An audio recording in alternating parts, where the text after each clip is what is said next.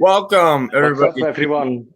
What's up, everybody? So, my apologies. My laptop was being a bit, technical difficulties. So, my apologies. Yes, you can blame the American for the late start. Pretty much. Um, So today, Steve, Leicester away. Difficult with travel for the away fans. What you think? Can we get something? COVID people being infected, tested positive at Leicester. I actually What do think you think?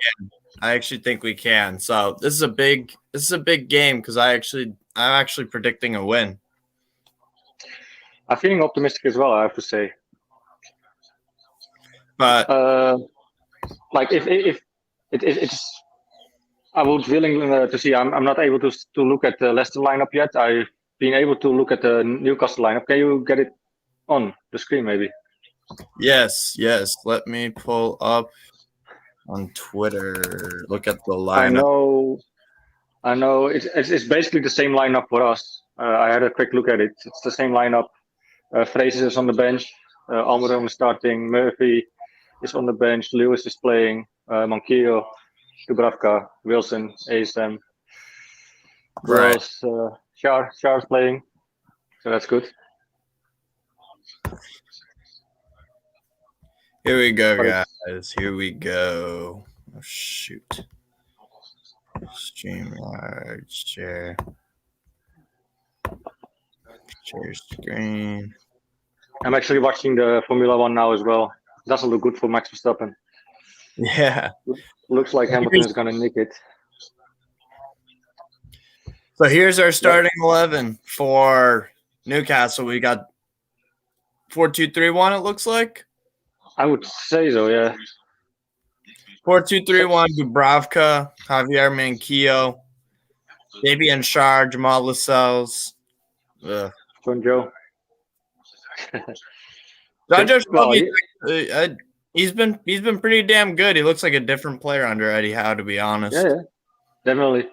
But Jamal Lascelles had also a good game last weekend, last game. So let's give him the benefit of the doubt. Maybe he gets like his form going. You never know. Absolutely. I mean, you deserve a chance again and a fair chance again if you played good the last game. So, you know. Yeah. David Johansson, yes, I am hosting. We have let's see. We'll check out the Leicester lineup also, actually, even though Brandon doesn't pay attention to other teams. Yeah, I haven't had a look at the Leicester lineup yet. So, curious to see. Oh, there you go. Here are the Foxes. So we've got Kasper Schmeichel, very good goalie. Timothy Castagna from Atalanta transferred in, very good player. I really like him. Johnny Evans, Kaglar Soyuncu, the Turkish defender. Luke Thomas. Actually, Luke Thomas is pretty damn good player, honestly. Dewsbury Hall, who scored against Napoli on Thursday. I actually watched some of that Napoli-Leicester game at work. It was an entertaining game, wasn't it? What? It was an entertaining game. It was. I didn't watch all of it, but 3-2 Napoli, isn't it? 3-2, yeah. Yeah, Leicester in horrible form. Evans is they already had to cope with COVID, positive COVID cases as well already. Yeah. I think my TV is too loud for the Formula. Wait. Yeah. I guess you can hear it, right? Yeah. Okay, let me turn it down. Okay, is better? Yeah. Perfect. Youri Tielemans also, Wilfred and Didi, two very good midfielders. I'm always a big fan of Tielemans. I like him. He was already a big talent at Anderlecht as well, and Belgian player, played for the Belgian squad as well, or plays. I'm a fan of him.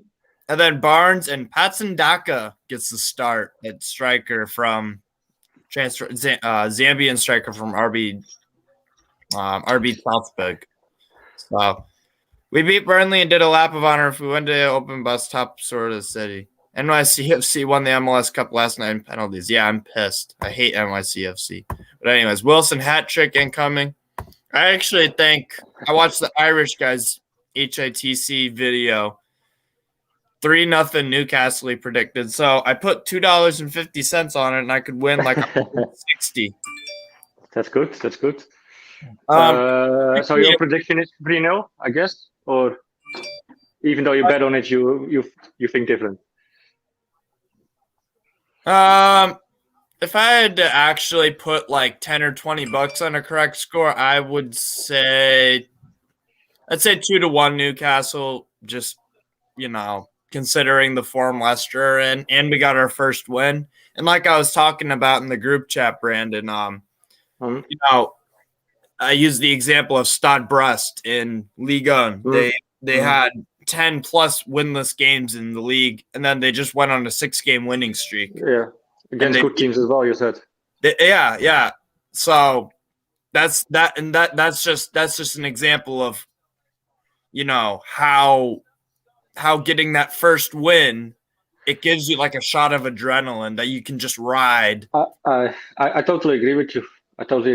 I said it as well on the vlog on NFTV Extra that went out for my trip to Newcastle. I said, if you can get the win over Burnley or Norwich, we failed at Norwich though, but if you can get the first win, it can be such a boost and for the morality of the team. And if you have that winning mentality, it's hard to get loose, to get away from it. Well, if you pick up a few more losses again, then of course you go into that down spiral again. But yeah, I'm a big believer of it's all about mentality, I believe you play better if you're feeling better. Definitely. Absolutely. By the way, your team Lille played a draw. Lille?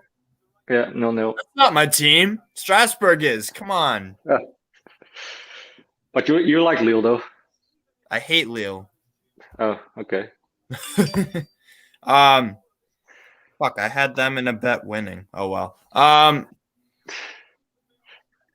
Let me see here.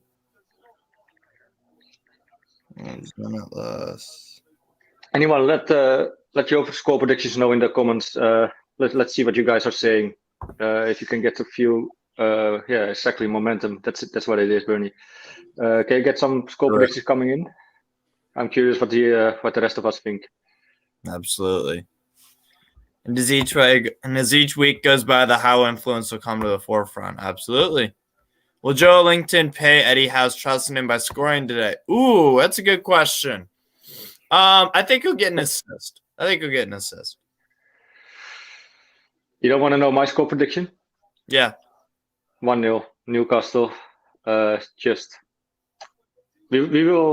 It will be an up and down game, I think. Not much scoring, but big chances though. I think it will be another clean sheet for Dubravka. Right. My man. And I think we just will nick it. 75th minute, then it's going to be shaky at the end because Leicester pushing, but I think we'll keep it. Yeah. Smash pumpkin 2-2. Fair enough.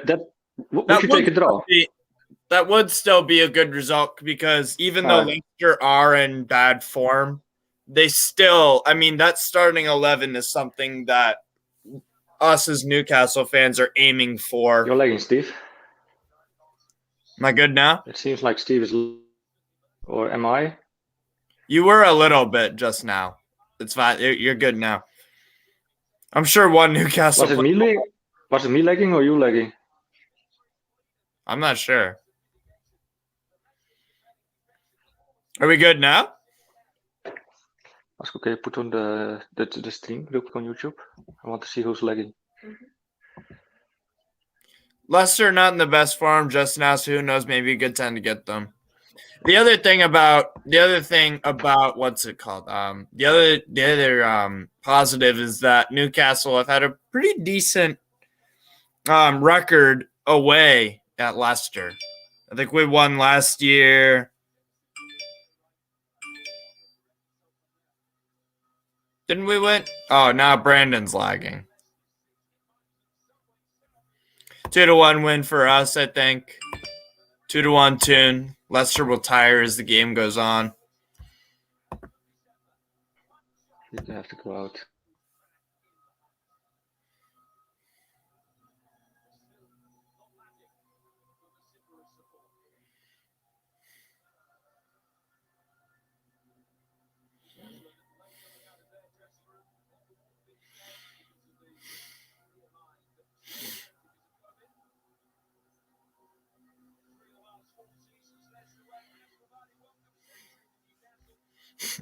Hopefully Leicester players be lagging. Yeah.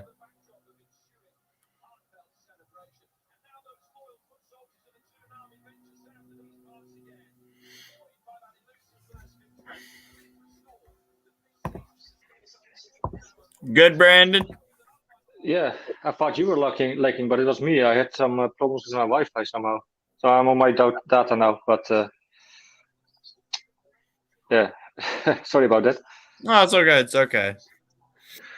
Technology, it's a bitch. Let's see how we line up. It says that we play a 4-4-2 formation though instead of a 4-2-3-1. That seems odd though. I'm not sure about that though, but it says Leicester playing a 4-1-4-1. Okay. 4-1-4-1. Quite defensive actually. Yeah. Ndidi sitting in front of that back four. Ricardo, Boubacar Smai, Ben Nelson. I'm surprised Ricardo's on the bench for them, to be honest. That Portuguese right back. Yeah. But they've got a decent squad. Yeah, it says we're playing 4-4-2. Yeah, 4-4-2. We're playing Wilson and Jolinton on top. Left, saint-maximin. In the middle, Willock and Shelby. On the right, Miguel Almiron. Right back, Manquillo, Schar, and Lascelles as centre backs. Lewis is left back, and Dubravka in the goal. Yeah, and Didi in between those lines, between the defense and midfield. I'm a big fan of Ndidi though.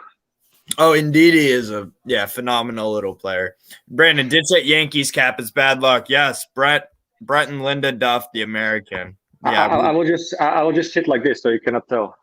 How's that? What, Brandon? Why the hell is the Yankees hat so popular in Europe? I see in almost any football. It's not about the emblem. It's just, I don't know. It looks good. That's it. I don't give a shit about the Yankees or whatever.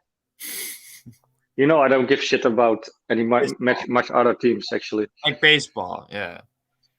Yeah, baseball. Never watched the game, to be fair. Do you? Yeah, I watch baseball. I like the Chicago White Sox though, since I'm from Chicago. Who at the end? That's what I know though. I know the White Sox are pretty good in baseball actually. Yes. Where are you at? They're now taking the knee from me at mine. I haven't gotten there yet. I just got where Eddie Howe shaking hands. Okay. We are just Siunsu on the ball, giving a long ball. I'm already kicked off. I haven't kicked off yet. Greg Mons, Wolf, the NFTV team are at the game. It's Sam, it's Lee, and it's Harry. But Harry will not do the videos, if I remember well. You still haven't kicked off? Still hasn't kicked off for me. All right, now we're taking the knee. You're like 30 or 40 seconds then. So go get a Toronto Blue Jays cap then. Yeah, they got a cool logo. They got send me one then. I'll wear it for you, mate. Anyways. Like, yeah, I'm like buying this. I don't even see it as like together with a baseball team. I just think like New York or whatever. Even though it's not, I'm not a big fan of New York either though. It's like so why are you wearing the hat? Like I'm saying, it looks good. It looks good, but it looks good. Okay. I like the emblem. Yeah. I mean, what can I say?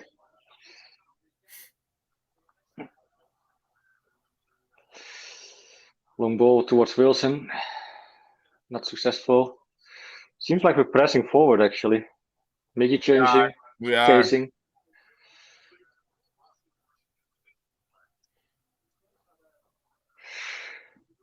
Is everyone watching with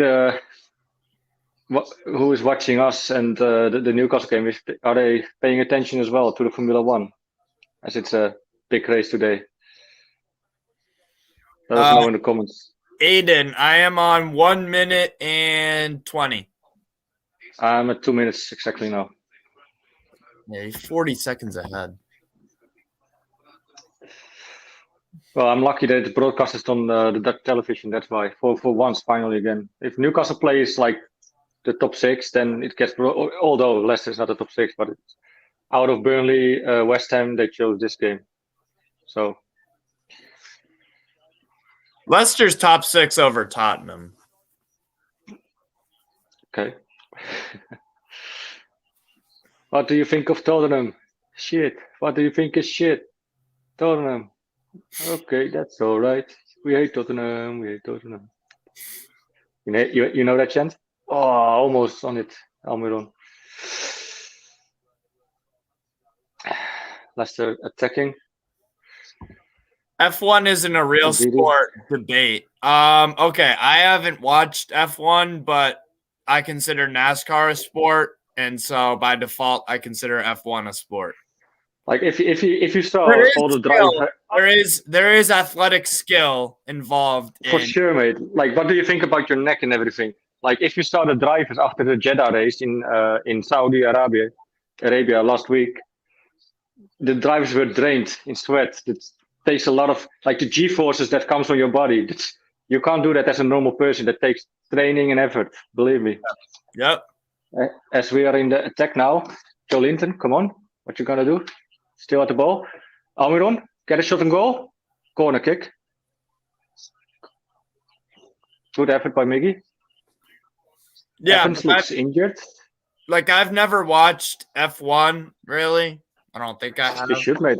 You should next season. Better vending by Sionchik. But yeah, I do think it's a sport. Greg, why do you think it's not a sport? Well, assuming he thinks it's not a sport. Oh yeah, he's yeah. Well, maybe he says so, but I think it's a that's sport, a kick, isn't it? So is darts a sport? I would say darts is it's a bar game, basically.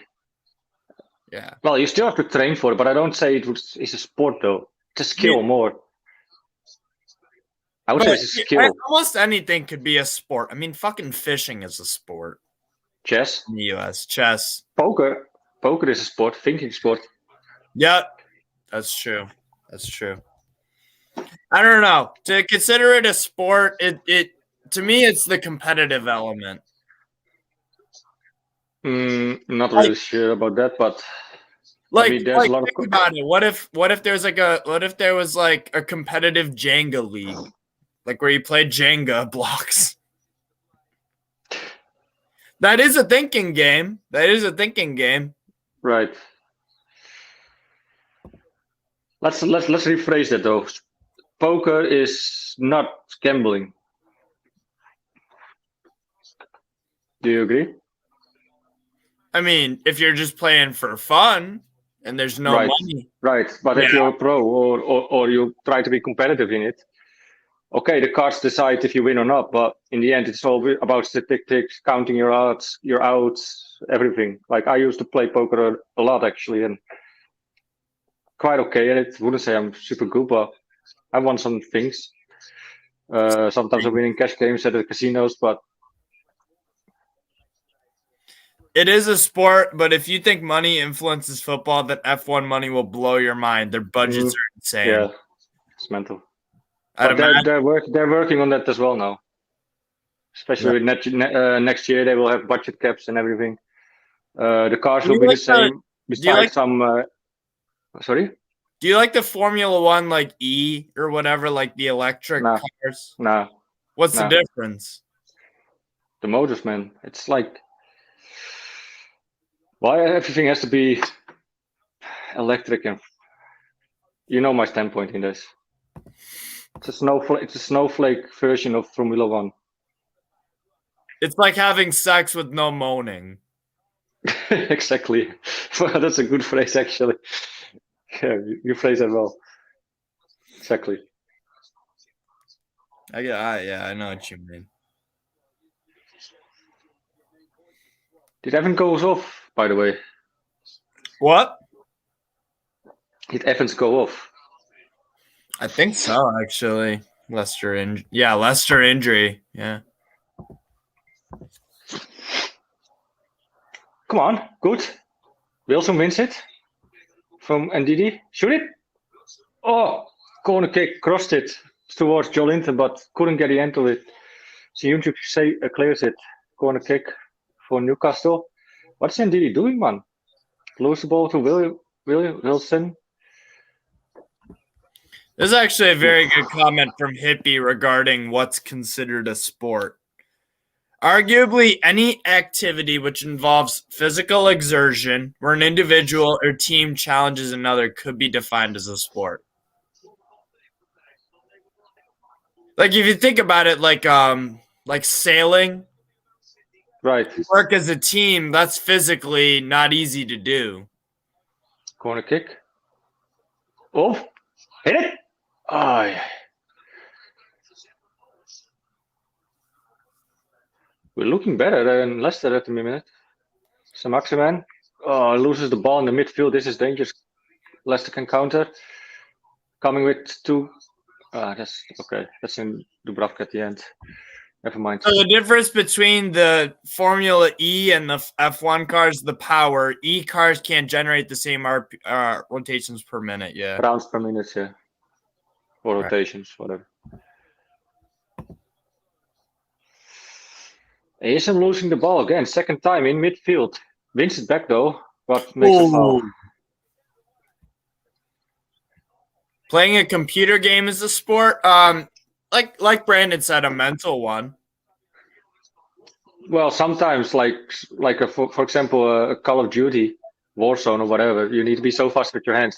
That's maybe even also physical and like. It's a fine motor versus gross motor. Gross motor is like lifting up something. Fine motor is like playing with like writing something down with a pencil, or playing a video game, because that's fine motor. We're putting pressure on the Leicester defense, even on Schmeichel. Kicks it out now because of pressure of Almiron. Dwarf. I like what I'm seeing. Dwarf chucking. I don't know what that is. Dwarf chucking. It's like throwing dwarf. That's not nice. 10 minutes in, Newcastle look better. The better side so far, I would say. ASM loses the ball a few times in dangerous positions. Leicester didn't do much with it so far, but he shouldn't do that more often, though.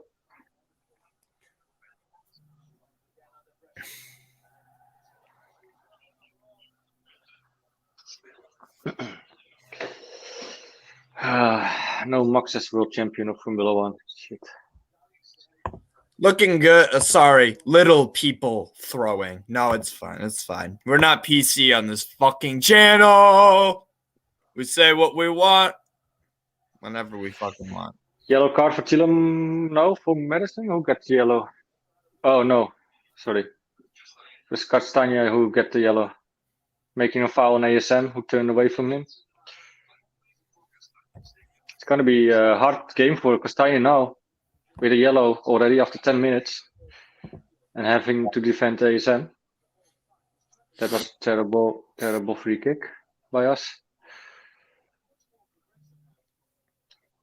Joe Lynch shouting. I can see a Willock goal the way this game is going. Possibly. Look, Leicester are here for the taking. Let's not kid ourselves. Yeah, no Vardy as well. Like they have some COVID cases as well. Like a Leicester on full strength, we need to be lucky with a draw. Colton Connors, a Newcastle fan with his lass is an American Leicester fan. That's cool. Leicester City, actually, before they actually won the title, they actually have a decent following here in the U.S. Really? Well, Yeah. is that because they all of a sudden won the league out of nothing after promotion? No. I'm saying before, right. before they won the title, they actually do have a pretty decent fan base in the U.S. So many players getting COVID. I don't like the sound of this. I don't want to go on a COVID rant. That should have ended years ago. And anyways, yep. Tune looking. Yeah, let's not go there. Oh yeah. Before we get demonetized and shit. For having opinions that are not the mainstream. Anyways, the Tune looking eager. Leicester do look nervy. They do. Sure. Look at the backside, losing the ball already twice. Schmeichel is under pressure.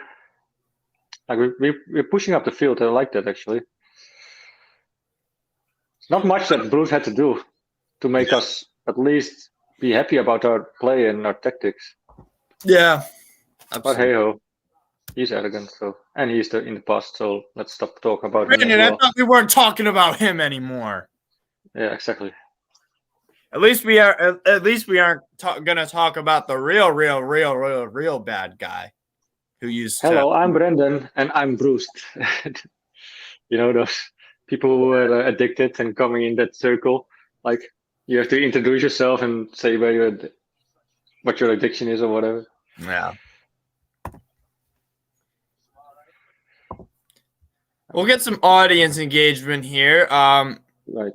Where are you guys watching from? Comment down below. Where are you guys watching from? I think David Johansson, I think last time he said he was from Norway. So where are you guys watching from? Definitely comment down below.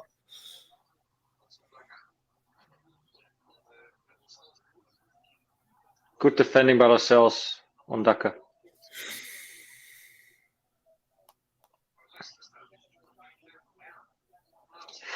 Fari's on the bench actually.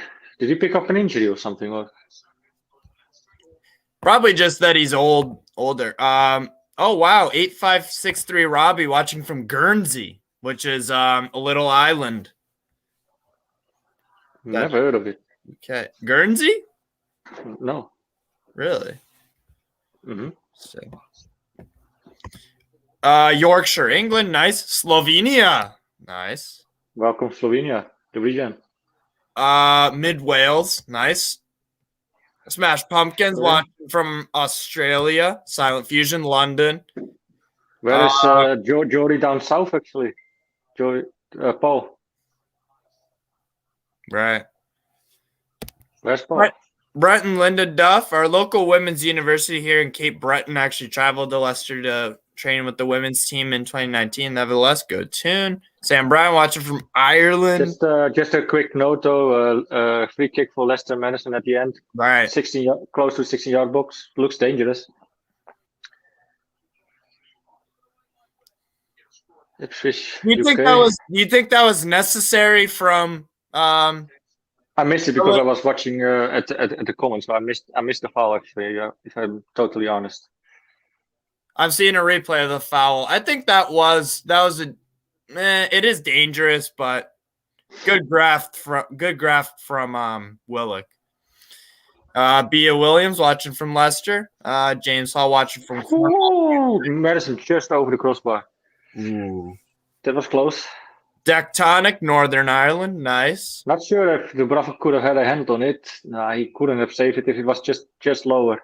That was He's always dangerous with the free kicks. With Madison, you shouldn't make fouls like this because it's dangerous. Score is 0-0 still, Michael. Yes, yeah.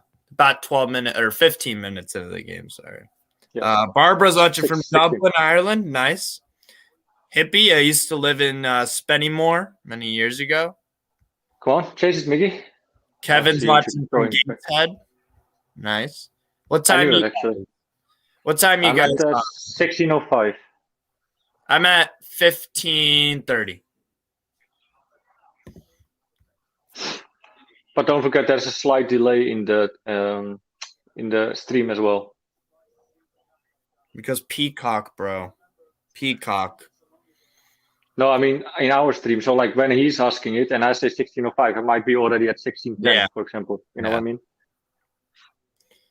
Spennymoor beat Guernsey FC in the FA Cup a few years ago. Oh wow. Oh, that's right. Guernsey so Guernsey is like it's like a UK, what do you call it? Autonomous region. You know how the Netherlands has Curacao? Yeah. It's basically like owned by the Netherlands, but it is kind of its own country. That's like what Curacao is actually a council of the Netherlands. Like it's it's like a city of the Netherlands, basically. I think Suriname is its own country, though, right? Now, yeah. After they did that a few years ago, like 10 years ago, they declared independence. Don't count me on that. I knew the year actually, but right, I forgot. Not the UK. It's called a crown dependence. Is that the same, Robbie? Is that the same thing with Jersey? Is that the same thing with Jersey? Is Jersey a crown dependence of the UK? Because Jersey's another one of those. Did you just say crime dependence? Crown dependent. Brendan, you're pretty crime dependent. All the times you got arrested as a youth. The only time that I got arrested was when I drove on a field of a school, and I destroyed the turf because it was wet, and I got stuck. Right. And so a tow truck had to tow me, and a police stopped me and was like, "What the fuck are you doing, dude?" But you got arrested for that, or just detained? I guess detained, yeah. And then I had to go and fix the turf for like 10 hours in one day. How did you do that? Come on, Mickey. Mickey plays well. He is playing a lot of balls. Picks up a lot of balls. That's it. That sounds weird though, but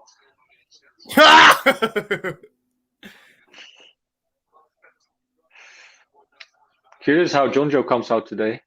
For now, looks alright. Didn't do much special, but okay. So early games. Tony Dalton said, "Yeah, Jersey too is Jersey is also considered a crown dependent." Okay. Yes, Jersey is the same as Guernsey, a crown dependency. Some people say crime dependency, though, because of the low tax. Also, it's a tax haven. It's a tax haven, just like how the Cayman Islands kind of are. Right. You got a few of those, actually. Like where the taxes are really low, and like the Virgin Islands is in there as well, I think. Islands. Okay. I should have make my company there actually instead of the Netherlands, paying way more low tax. Yeah, but then the problem is, imagine a plumber company based in Virgin Islands working in the Netherlands. Exactly, the flights back and forth, you'd pay more than that because flights. Yeah, I would still live here though. Yeah, like I just live in my side of not my headquarters, but whatever. Right. Corner kick Leicester. Chased down by Shelby.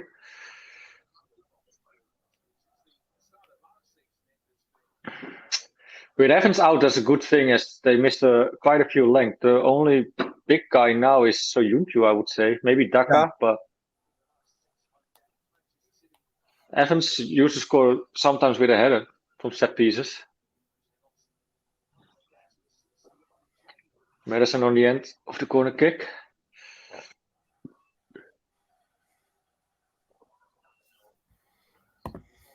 Leicester nerves a bit and putting some cat passes together. Yeah, that's true. Did the Dutch guy watch the Feyenoord documentary on Disney Plus? It was awesome. I didn't realize how big Feyenoord was and how crazy their fans are. That's of course I watched it. I actually told Steve to watch it, but I'm not sure if he did. But I just haven't had any time, dude. I had to work. I worked basically 7 to 6 all day. I had 70 dogs at the boarding place that I worked at yesterday. I had to feed them, give them water, let them out. all this crazy shit. And then people were also dropping off their dogs. So then I had to do check-ins, basically label their food out and all this shit. It was a, Right. I checked. So coming back on the question though, Yes. Feyenoord is probably just slightly the better fan base than Ajax. It's probably the best fan base in the Netherlands. Ajax is not far off from there though, as like most fans are, like most Dutch people support Ajax because it's like the biggest club with the most trophies, blah blah blah. Then you got Feyenoord and PSV, but I would say Feyenoord fans are a bit better than the PSV Eindhoven fans. But the main thing is that Feyenoord is so passionate because it's like a harbor city. It's like a working class city, like Newcastle, I would say. Yes. And Ajax is more like London and club Amsterdam sort of thing. And because Amsterdam is like the capital city, you know. Very underrated derby also, Sparta Rotterdam versus Feyenoord. That's a good derby match. It used to be better, but it's not so much anymore. Maximin, there he goes. Doesn't get a shot. Jolinton. What's the biggest derby the biggest derby in the Netherlands is Ajax versus Feyenoord. Feyenoord, right? Yeah, definitely. A foul by Lewis on Daka after they looked like countering. That's a yellow, probably. Yeah, Lewis picks up a yellow. So both. Well, Castagne is like a right back though, but Lewis also picked up yellow as a left back.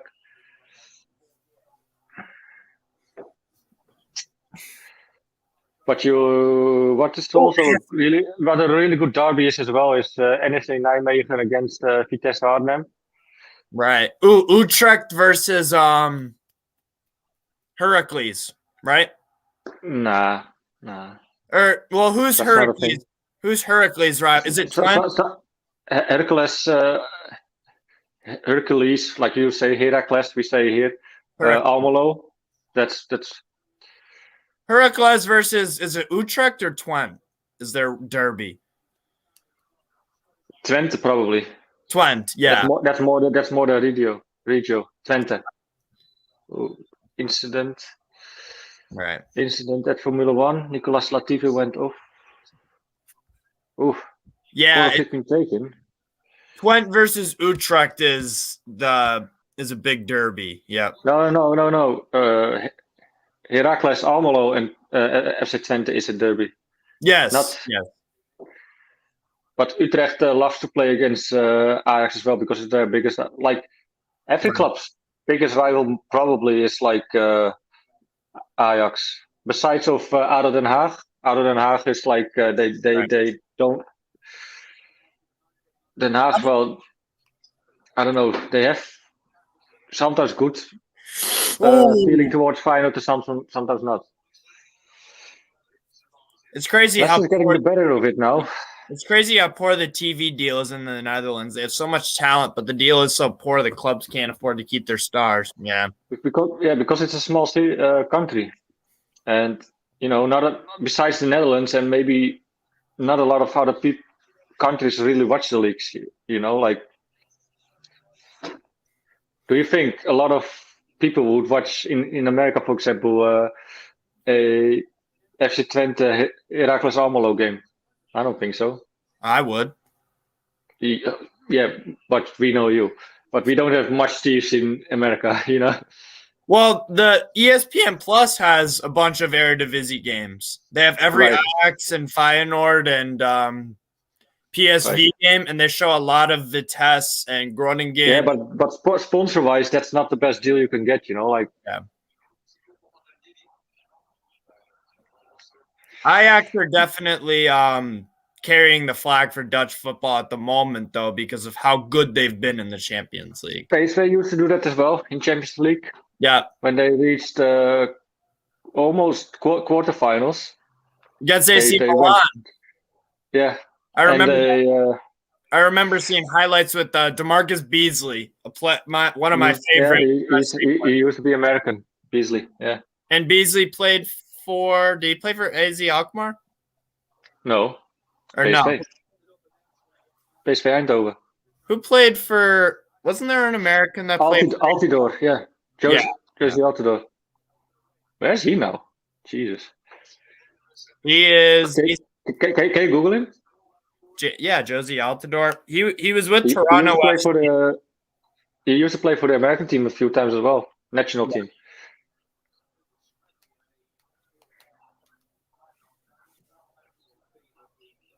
He still plays for Toronto FC, yeah. Okay. But he doesn't make much games, I guess. Yeah. Another foul by Willock on Madison. I actually have that F1 race on ESPN Plus. I just saw the car in fucking flames. Or not flames, smoke. Nicolas Latifi is crashed. Giovinazzi fell out, Russell fell out. Rijkaard is out.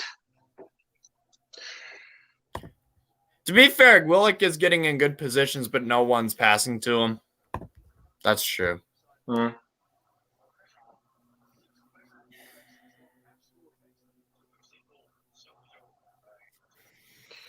Perez's car is getting retired as well. Damn.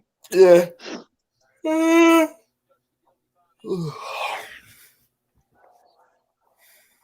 I love it how Mickey is chasing and putting pressure on the Leicester defense.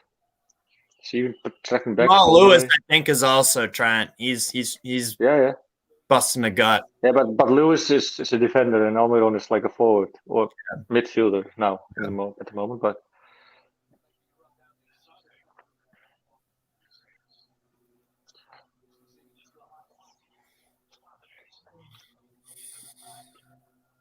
oh, and Brandon, I saw your transfer video about who you want Newcastle to buy. Piotr Zielinski. Phenomenal player. I know. 24 years old, Polish international. Good, really damn good player. Well, I checked later again because I wasn't sure, but he's actually 27. 27, yeah. So he's in the prime. A bit older, but yeah, right.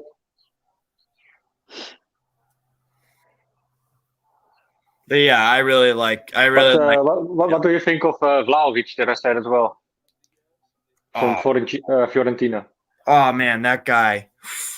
He could be at the level of Mbappe and Haaland if he just keeps scoring and scoring and scoring. There goes Maxi. Corner kick. Maybe not. No.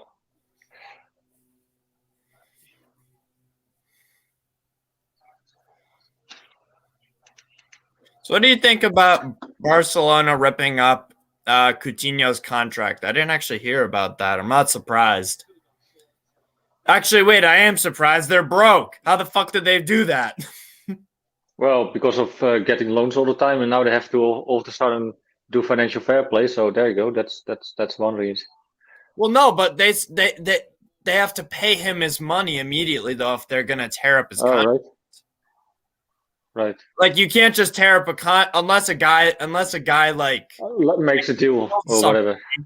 Unless he got like unless he like is in jail or something, then yeah, you can. Right, but they can make a deal. They can make a deal with him. Yeah. You know, like every year we pay you this amount of money because they cannot afford that. They want him off the books so they can bring in a new few players. Yeah, it makes sense. But I don't know how the books balance out where they can pay him because he's on a big ass contract, obviously. I don't know. I actually think that Barcelona will sell Frenkie de Jong just to get more budget, and that'd be a big mistake from them. Corner kick Newcastle. Well, they kind of have to, you know, like they don't have much money anymore. Sell Pedri. He's done though. Right? Yeah, but so is Frenkie de Jong. I think Frenkie de Jong or Ansu Fati. He's injury prone. He's a good player though. Don't get me wrong, but yeah, he can go easily for like 60, 70 million. Why do you care how they can rip I don't care. Barcelona financially makes no sense. Come on, Miggy. Away. Good job. Come on, Miggy. Push it. Fuck. Throw in Newcastle. Miggy saying to who? Willock? Like, help me press. You're pressing alone. Coutinho is good in a 4-3-3. I would take Coutinho every day. Yeah. He can do it in the Premier League. I just think at Barcelona. Okay, 2 last laps going in Formula 1. I'm gonna watch this real quick before it ends. Max can still be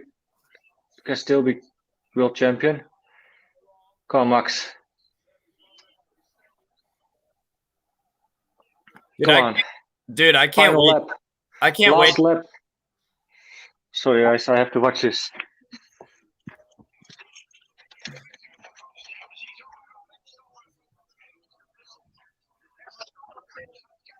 Come on, Max. Sandro Shelby on the ball.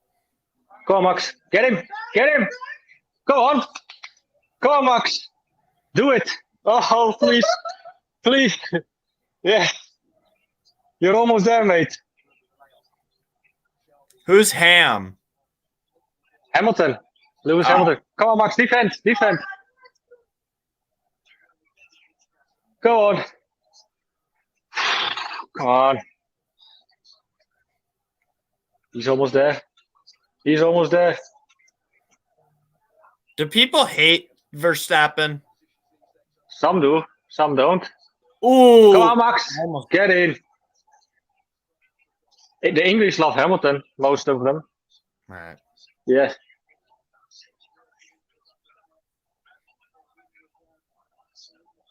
Go on. You're almost there. Last corner. Go on, Max. He's world champion. There he goes. Fuck Lewis. Fuck Lewis. New world champion. Respect for Lewis. He's 7-time world champion. But now we got a new world champion, Max Verstappen. There you go. Get in. Sorry, lads. You guys are here for the Newcastle game. So I'm going to turn it off again. But new champion. Yes. Get in. You don't get relegated. Would like to see you win the league in a few years. Well, the last time we won the league was 1927, so you could say it'd be a once-in-a-lifetime thing. It's a foul. That's a foul on Manquillo. Oh, Max goes crazy in this car. Fucking hell.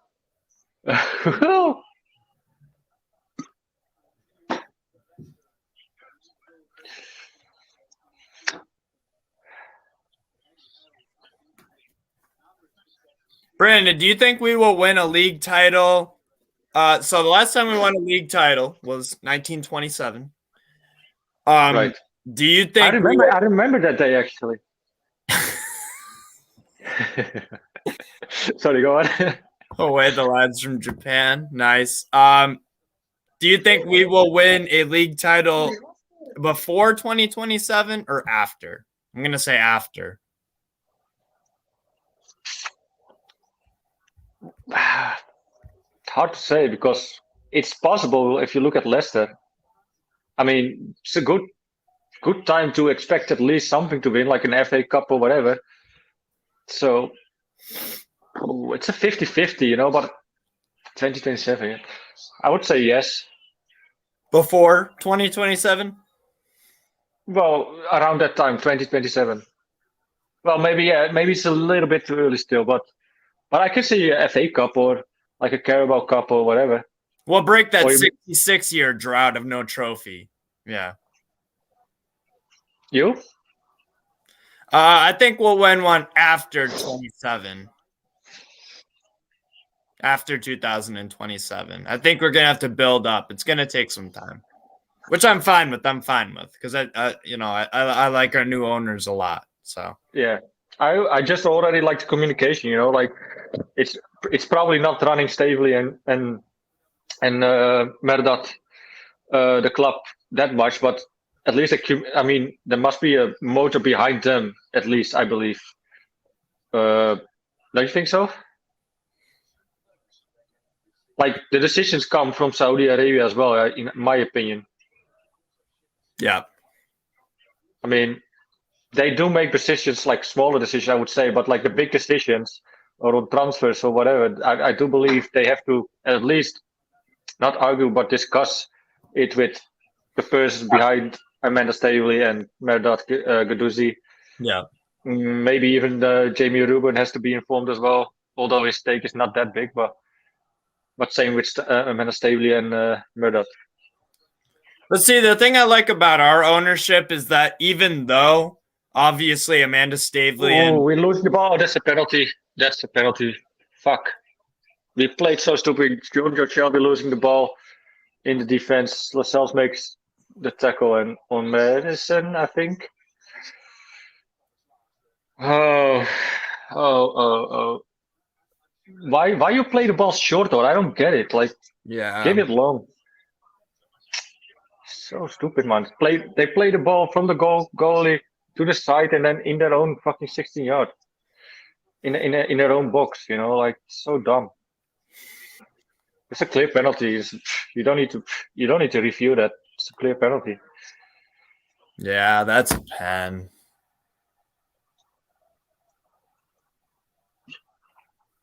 Lascelles! If this gets overturned, no, of course not. I would be shocked if it was, I would say, but Tielemans is gonna take it. Come on, Martin. Lascelles, what are you doing? Lazy. Lascelles, what are you doing? Huh? It's in. 1-0 down. Damn it. That sucks. Good time for going to the toilet real quick. I'll be right back, mate. Sounds good. A weak penalty? Yeah. Okay, so here's my stance on the penalty. I just saw a replay as Youri Tielemans makes it. Is he gonna score? He hasn't taken the penalty yet. Tielemans, 1-0. That's a textbook penalty. That's the So here's, yeah, Kieran Foley told you player will let us down and be the talking point. Yep. The problem I have with Lascelles, I don't even care if you made contact or not. When you put a lazy leg, that's what I call it. You put the lazy leg out and you don't get any of the ball, guess what? You're putting yourself in a bad position. Just like how if if a defender is grabbing another player to try to stop him and he puts two hands on his back, that's going to be penalty almost 99 times out of 100. You're putting yourself in a bad position when you put your hands on the opposition. Same thing with the lazy leg. If you stick your leg out and you don't get anything on the ball, you're putting yourself in a bad position to get screwed over, and people can take advantage of it. He looked for it. Lascelles let his leg out to dive over. He did dive over the leg, but it was a stupid challenge. Exactly. Stupid challenge. Like you're saying with the lazy leg, you're just taking a risk. But the whole situation is unnecessary, you know? Kick the ball long.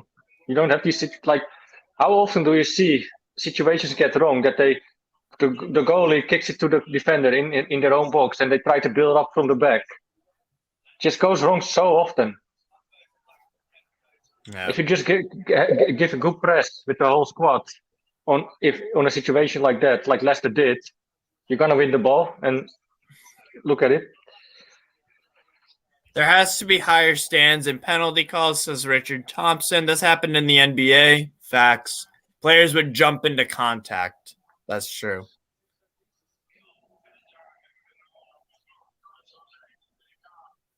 Look, all sports, like 1980s basketball, hockey, NFL football, like European football, they were all much, much, much more physical. And it was a lot more like brutal to be an athlete back then, especially because you didn't have the sport and science technology and whatnot and all the safety BS. Like in the NFL, you used to in American football, you used to be able to tackle a quarterback and you could bring him down, but now you can't be as harsh. And in the Premier League, you can. The overall physicality of sports is going down and down in the name of safety, and it's stupid. But we have to take. Moving on, Philippe H. We have to take advantage of this poor Leicester side. Poor as in like form, I would say. Stupid pen, but we're not a big four club, so rest on it. Probably, yeah. Third penalty of the season, Jamal. Lascelles can go once we get replacements in. Not good enough. Oh, that's no doubt. Why no one asked for the VAR? That's a good point. That's never gonna get overturned, man. Holy. Barbara says never a penalty. Didn't even touch him for the pen, says Ronald. Come on, that's a pen. I mean, like we would have shouted for the pen as well if it was on our side. I mean, holy. Being a little bit hypocritical there. Like. You're putting Lascelles should know. He should know better than to fucking stick a lazy leg out. This is our only chance of a win before Christmas, I'm afraid. We could maybe get something off Everton. I think we could win against Everton. I still think we can win this game 2-1. We just need to wake the fuck up. Jamal is first to go. I'm assuming Jamal Lascelles, not Lewis. Everton after Christmas. Oh, that's a good point. Okay, fair enough. That's true.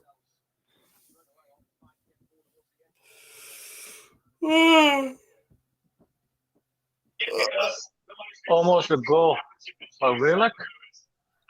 Good moves by ASM.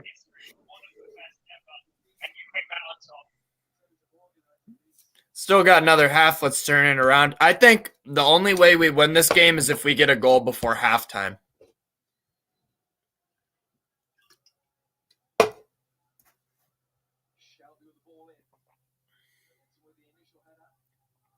Come on, Big Joe. ASM.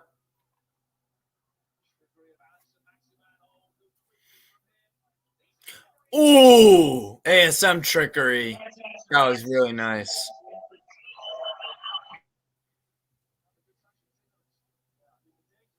Nice play by Joey and ASM. That's a free kick for Newcastle, right? You're behind me, but I am behind. The player was already going to the ground. Yeah, James Madison was already going to the ground before touching Lascelles. Bad call for a pen. The thing is, right? It is. You can't. Jamal Lascelles needs to learn his fucking lesson the hard way. That you don't stick lazy legs out. I don't care if the guy dived. I don't care if you actually. This summarizes it perfectly. I'm mad at Lascelles for gaining them the opportunity for a penalty, even if I don't agree with the penalty given. That's exactly what I tried to say last time. Yes, exactly. And that comes also back to you, like with a lazy leg. Indeed, you just give them the opportunity to do this. Yeah.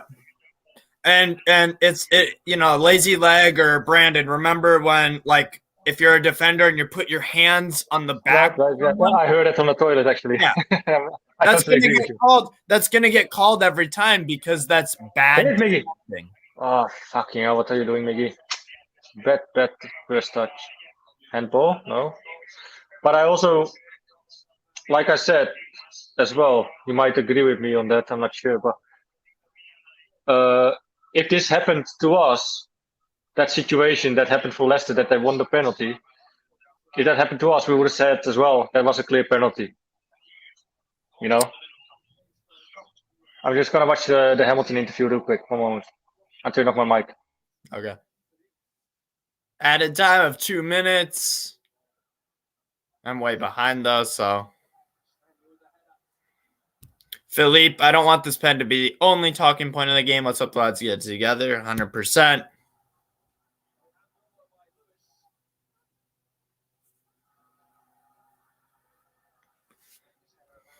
The players have let Howe down since he came in. Mistakes in giving unnecessary penalties in games we've had a chance in. That's a phenomenal comment, Kevin. I agree with that 100%. I think the individual errors are yeah, I agree, because Eddie Howe is trying to implement his game plan into our squad, and Ciaran Clark screwing it up against Norwich. It's ridiculous.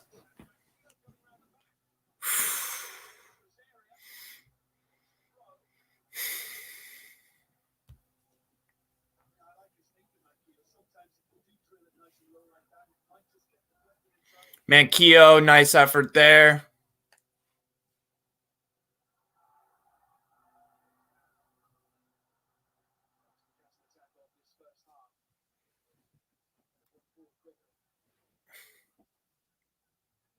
Come on.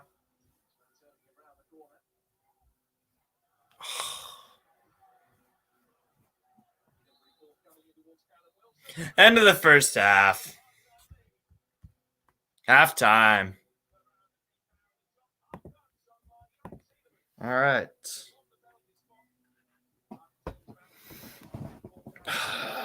God damn it.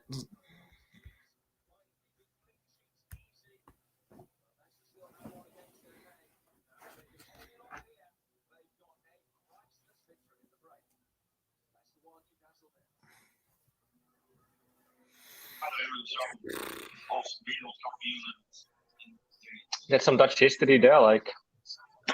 Yeah. Formula One champion. You probably have no idea how big it is, but it's quite big. It's a big sport, man, Formula One. Yeah.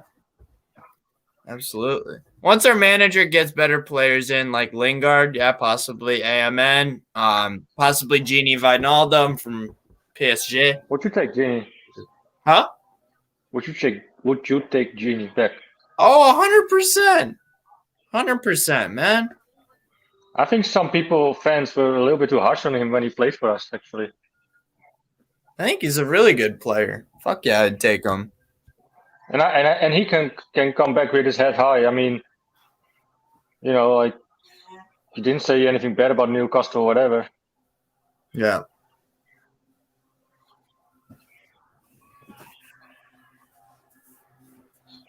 What a joke. What a joke. That penalty was disgraceful, that you run and jump into a opponent to roll around like you've been shot. Look, again, I think it's pathetic that players dive around and whatnot, but it is the job of James Maddison is to win the game for Leicester, and the job of Jamal Lascelles is to defend and keep a clean sheet so that we can get points. So he is doing his job by trying to get Leicester the win because of penalty, go a goal up. That he's doing his job. He's doing whatever it takes to get the penalty, and he realizes that Lascelles sticks a lazy leg out, and that Maddison took advantage of it. Maddison is doing his job, and guess what? Leicester won't care that James Maddison won't care if he dived. So the other thing is I noticed that none of the Newcastle players were protesting with the referee about the penalty decision. None of them. We fucked up ourselves, guys. Yeah. We'll have Dayan on for the halftime. What's going on, man? How you doing? I'm all right. What's up? So I just need to sort out my camera because it keeps bugging out. Thanks for having me on. Yeah. I just thought I'd pop up because I am quite livid. I would say after that first half, fuming a little bit. I'm pretty annoyed too. Yeah, because I mean, honestly, that first half's probably I've seen the most positive football I've seen from Newcastle all season, and to give it away, just to give it up like that, I have no idea how you concede a penalty from a goal kick. I mean, it's embarrassing. Yeah. Totally embarrassing. That's what I'm saying, Deon. Don't put yourself in this position. Just play the ball long, or I mean, we're not fucking Barcelona. You know what I mean? Like we're not the team to. Well, you don't want to be Barcelona now, though. But yeah, but you know what I mean. I get what you mean. So most of the time we can't progress the ball. We're just passing backwards. But I mean, we have had a good number of chances. I mean, there at the end, there was someone on the left hand side, and they had a good chance to just pass the ball in. Sorry, my camera just keeps fucking up.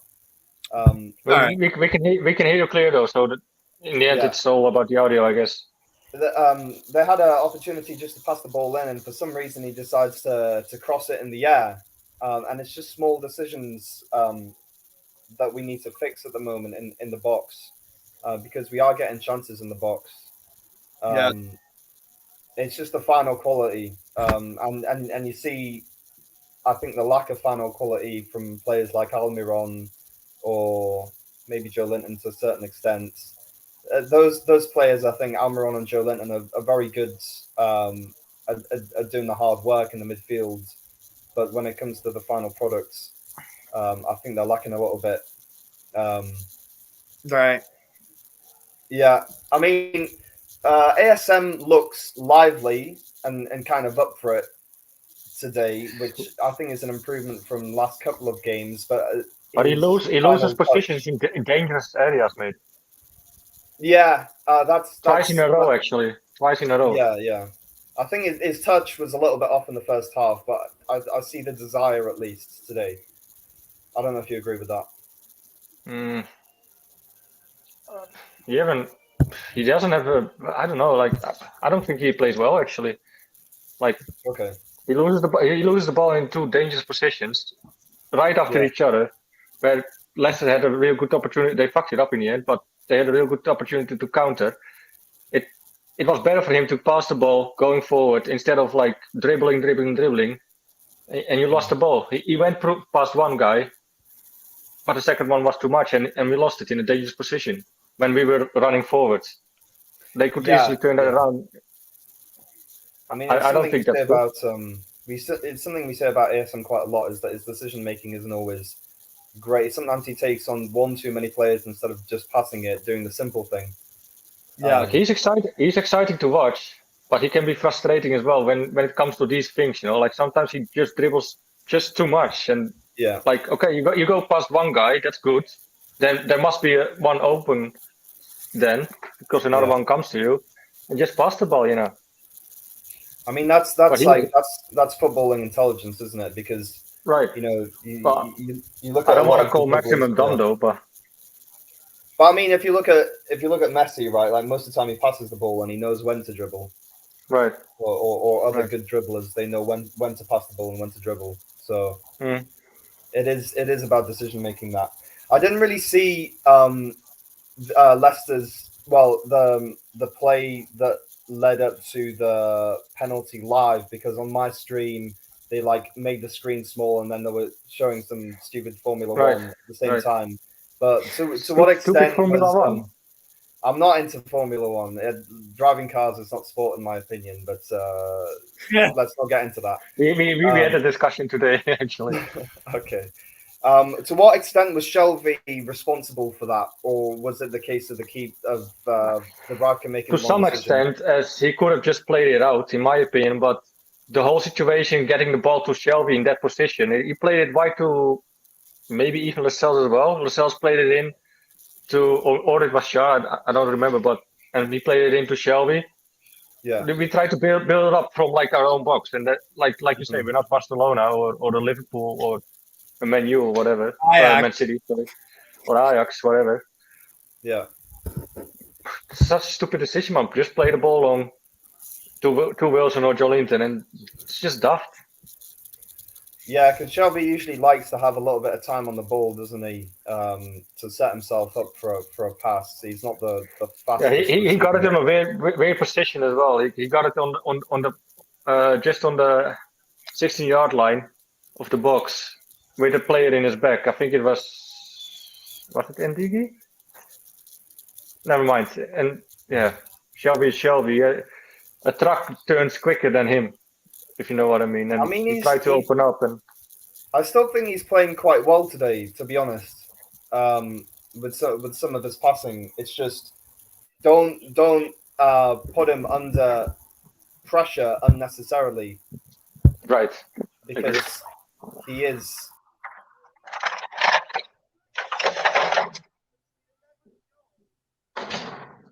What's going on? Oh, he just like timed out or something. Like he Okay. glitched out. Lascelles treats the ball like a hot potato. Yeah, I hate that. Really fucking annoyed with him. It's almost second half again. We can still turn it around. I agree. We don't play bad though.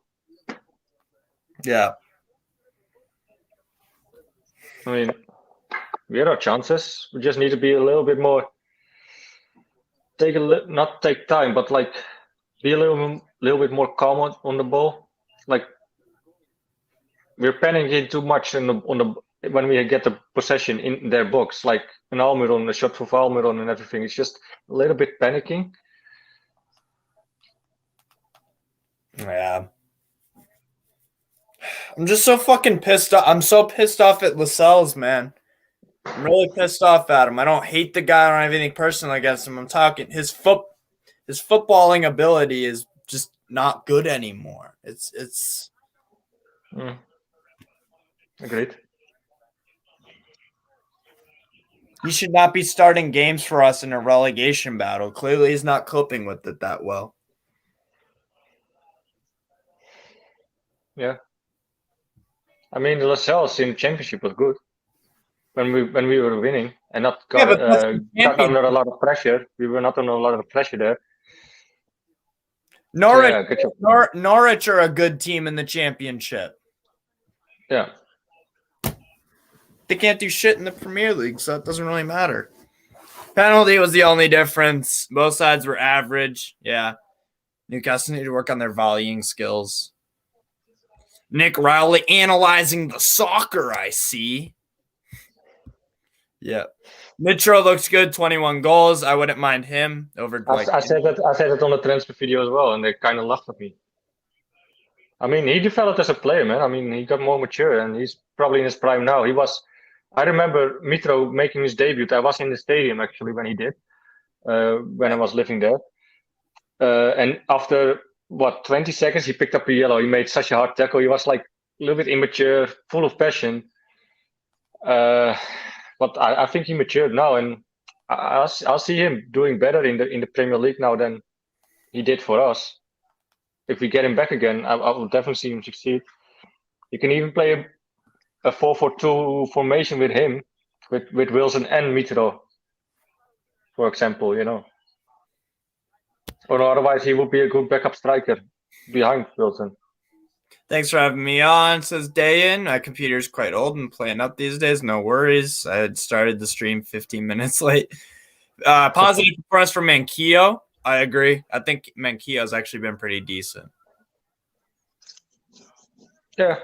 Come on, the Toons still a chance to win this game. Surprised Madison isn't in the Olympics. Shocking decision. We have to take advantage against the depleted Leicester side. I agree. Look, and again, I'm gonna say it again. I'm gonna say it again right now. James Madison is doing his job to try to win the game for Leicester, and Jamal Lascelles is not. Well, he's helping him.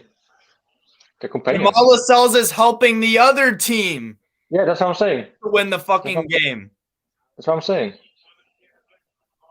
I'm pissed. Yeah, like I'm pissed off that Madison is diving. I hate diving. Should book players immediately, or you know what? Like it would even be better if referees should start giving out straight reds for diving. Then people would cut the shit. If football were actually serious, it's definitely a good debate. It's a good debate, for sure. I'll ask the people. I'll ask the people in the comments. Should refs start giving out reds for diving? Straight red. Straight. That. You have to get under their skin though again of Leicester. What we did in the first 20 minutes, like pushing them up the field and chasing them down, putting pressure on the defense. That worked out well. Totally agree. Steve Lascelles, love the Saudi flag behind. Totally agree, Steve. From day in, Lascelles shouldn't be putting his foot in there. Thank you. I can't defend Madison diving, but I don't understand why the ref hasn't looked at it again. You know why the ref hasn't looked at it again? Because none of our players were that pissed off. Were that pissed off that it was a penalty. That's probably why. So he might have touched it a little bit, though. Yeah. Maybe it wasn't a dive. Like if Lascelles said, "Yeah, fuck, sorry guys," then the players know as well. Very lazy from Lascelles, but if it's the winner, it's pathetic. It's more pathetic that Lascelles did the lazy bullshit. It gets worse and worse every time you see it. Made Salah's team stonewall. So let's see. I think some answers coming in from Dayan said no, but they should be much more liberal in giving yellows for diving. The second half has started. You hardly ever see them doing it. Elliot, I think, agrees with should refs start giving out straight red cards for a player that is guilty of diving. It's hard though, because when is someone diving? Like if you think it's a diving situation, then you have to go to a VAR again to check if it's diving, and that's gonna extend the game so much longer because you're gonna have at least 2 or 3 of those situations in the game. Especially in the beginning when you start introducing it, 2 or 3 reds. But you know what I'm trying to say? Like, yeah, in every game already is like 2 or 3 VAR situations. Like adding this up is gonna make maybe even 6 or 7, and it's like maybe 2 or 3 minutes per situation. I mean, I don't know if the FIFA or whoever makes that shout wants to do that. You know, like. 856 because then you can review everything, you know. You can keep reviewing everything if you want. Then you can even start making like, was it really a throw in for Newcastle if he scored, you know, like. Yeah, I do think like that you take a little bit the straw out of the game. That's what I'm trying to say, probably. But would you start giving out straight reds if you really want to eliminate? Like, think about it like this. Why do we not see? Why do we not see players? Huh? Obviously, it was against us now, but maybe sometimes in a very important game, it goes for us, and then you don't hear us complaining at all, do we? It's difficult, but it's a good debate. I like it. I mean, yeah. It's a healthy debate we can have. Brandon, think about it. Think about it like this. Why do we not see players punching opposition players in the face? Why is that? Because you got to straight red card. What if we did that with diving? Do you think we'd see a lot more diving? I don't think we would. It would be. I get what you mean. Like, you know? But the period when you introduce this rule, until like when it's really feel like okay, if I do it, I get a straight red card. There is some limit in between, you know. And do you want to do that? Like that, the next 10 games, like when players start doing that and they get straight red cards for that. It's going to extend the game so much longer and frustrate the audience and everything. Right. Maybe even players. Like, I will be for it, I would say, but like it also takes a little bit of show out of it, you know. Like, I mean, when I did judo for on a good level, sometimes I cheated as well, you know. Like sometimes it's a little bit about cheating. I mean, yeah. Josh Pork with the answer to my question about why we don't see players punching other players in the face because not every player is like Mike Tyson or Roy Keane or Nigel de Jong. He's also Materazzi. Yeah. Red should be for dangerous play violence or cynicism. I guess you could argue that diving is cynical, but it's more ambiguous much of the time than deliberately taking a player down. Leicester looks vulnerable though in set pieces. Yeah, like we can definitely win something there. Yeah, diving is. They really seem to struggle with that. Like I'll give an example of I'll give an example from a different sport in America where we're starting to crack down on, because diving is cheating essentially. You are exaggerating contact to get a result for your team. Or you could say it's like taking most out of a situation that is like minimal. Yeah. Like, yeah, exactly. It's exaggerating the contact. Right. Being dramatic. So in baseball, if it's contact, it's not diving.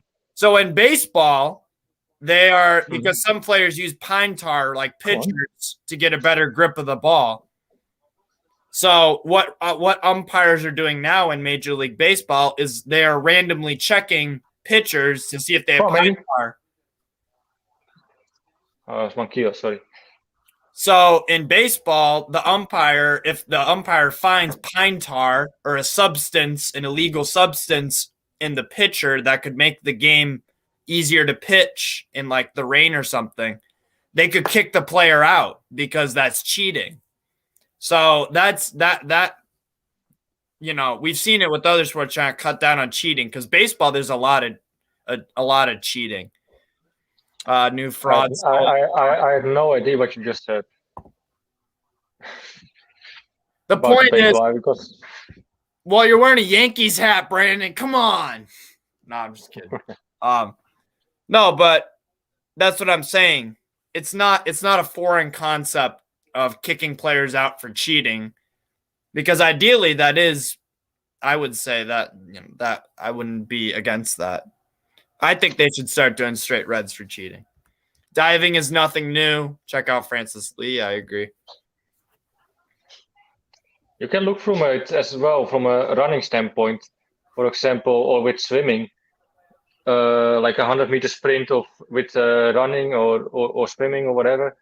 If you make a false start or whatever, you get one more chance, but after that you're disqualified. So basically, you would say like first it should be a yellow at minimum. Yeah. Well, but the thing is with the whole, or like on a penalty situation, when the goalie is off his line a little bit, I think that's more of an accident. Like that's such fine margins. But that's also a normal. Like if you jump always a little bit forward, so it makes sense. Like you can't jump straight to the left or the right, because it's harder to push power in like where you want to go. Come on, Joe, shoot it with left. Weak shot by Joe Linton.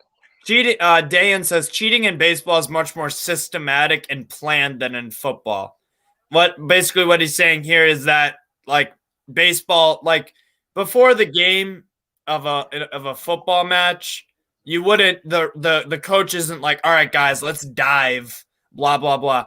In baseball, you can have sign stealing, pine tar. So that's what he means by that. It would be very accidental, or it'd be very easy to accidentally fall and be accused of diving. That's true. I guess that would be one flaw with the whole red card for diving, because you could accidentally we see with Joe Linton all the time. You could trip. Yeah. Trip and it looks like diving. Yeah. Yeah, it's hard, to say if someone dives sometimes or not. Of course, you have the clear ones, but there's always, like, it's a contact sport, so there's always slight contact, but the contact doesn't mean exactly always means like it pushes someone over or whatever, like a hand on someone's back nearly pushes someone over. Like if you're doing this, okay, but if he's just having his hand on his back, because it's a contact sport, it's hard to say. Right. But if the VAR reviews it and it's a lazy hand on someone's back because you need to put your hand somewhere, then you can get a pen or whatever. It's very hard to say. Right. That's what I said about like then you need to have the VAR there. These situations gotta take so long sometimes. You're gonna take the soul out of the game. The game is more like being stopped then instead of like, for example, at NFL, then instead of like being played or whatever. Yeah. Yeah, sometimes it is unfair, and life is unfair. So sports is as well. I don't know. We could talk about it for hours, I would say, probably, but Spencer says, I disagree with the blurred I disagree with the blurred diving rule where any minor contact in the box goes to VAR, but our defenders need to respect it more because those 50-50 calls have lost us too many penalties. Good point. I don't see any high press or playing with any aggression. Very true. Don't know if you've seen that clip of Raheem Sterling accidentally kicking the floor in the box, falling. Is that the England game over? Yeah, but Sterling is a different gravy, man. He's probably the inventor of diving. I mean, you're calling here someone.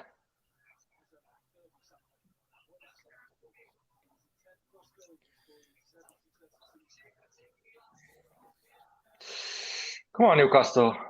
It's dying off a little bit, the game, to be fair. Not much happening. That's a foul again, ref. Boy, what? Against us? How? Foul from Wilson? Yakto. Josh Pork, I have $600 on us winning 1-2 with a good cash out. You could be a rich guy if we win too. Well, damn. If you look at teams who press, the perfect example would be Leeds United. Newcastle are a million miles off that level of energy. Same thing with Atalanta from Italy. They're also very high pressing, work hard. But at least it's much better than under Steve Bruce, for example. Like we actually won the ball twice already, just pressing the defenders, and that's a much improvement on how we used to play, just sitting back at their own half. So I'm happy with. I'm seeing. Ooh, that's gotta be 2-0. Yep. Is it offside though? It could be offside. I don't know. Daka scored, but this might be off though. It's gonna be reviewed for sure. We'll see.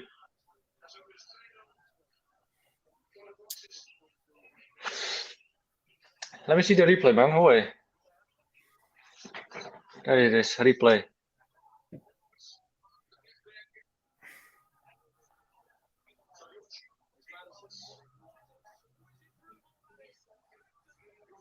No, that's not offside. That's onside for me. Shit. Yeah, it is onside. It's 2-0. Aye. Fucking hell, man. Well played by Barnes, but they give this offside. The VAR is broken. Well played, I have to say. Fucking hell, man. Jeez.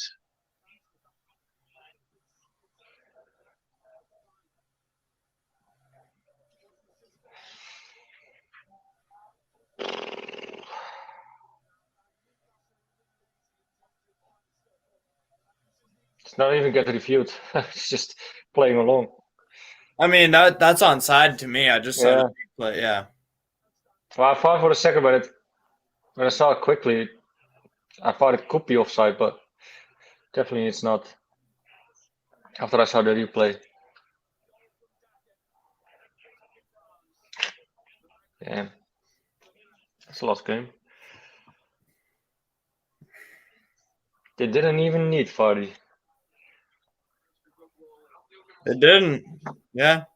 I mean, still hell of a play, but I don't see us turning this around to 2-0. There goes ASM in the midfield, going along the players. Finally passes the ball for once. There he goes, Willock. Shoots. Oh, just wide, just over. Someone got a touch on that. At this point, I genuinely believe the league is against us because BSVAR calls for no penalty, referees being clueless. League want us relegated. I think that's a bit of a two. I don't know. I don't believe in that, man. No way. That's mental to think. Why would they? Because they know we would come up again. So that's pretty pointless. Yeah.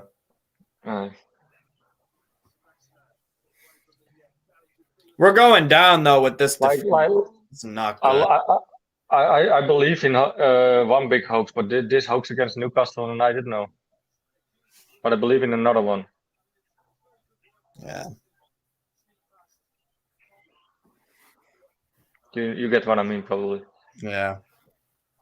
The league don't want us relocated, relegated. The players are just not good enough. That's my, yeah.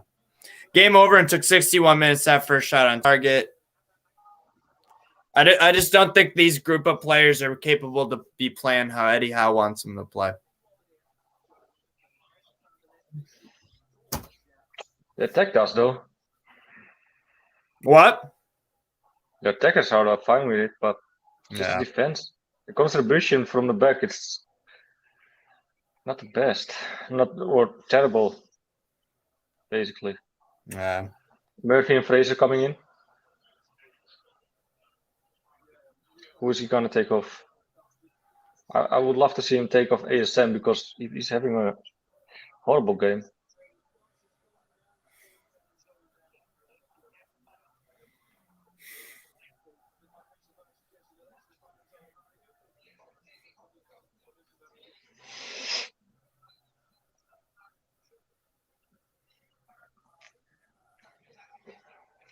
I like Brendan Rodgers, though. Good manager. Yeah. It's probably in the name.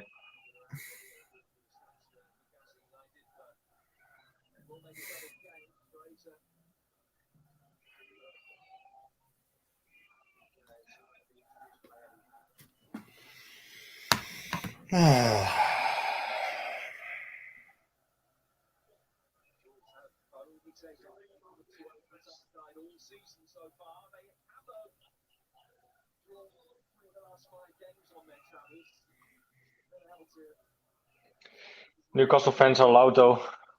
Yeah. Yeah, I can hear. I have the sound a little bit on. Do you hear my television, though? No. Okay, good. No. I have mine on the minimum. Lewis is on. Murphy's off. Murphy's on for Lewis. Sorry. Jesus, what happened there? For who did Fraser come on? And we have to watch United City, Liverpool over Christmas. Yeah, I don't think we're getting any points from those games. None.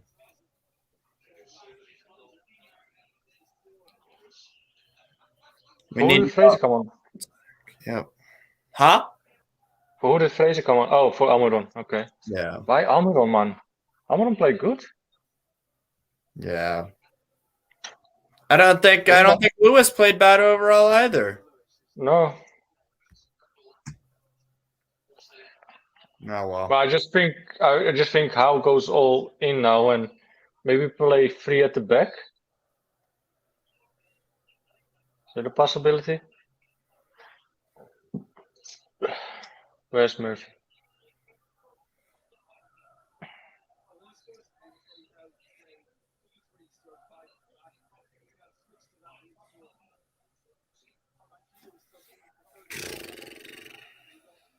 Only the Yoris are singing. Yeah. You're only singing. You don't hear the fucking Leicester fans. And then you're 2-0 up. Imagine us really competing, though. That's facts.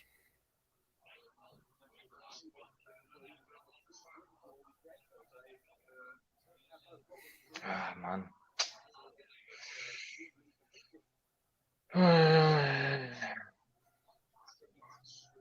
Haven't seen much of Joe Linton yet.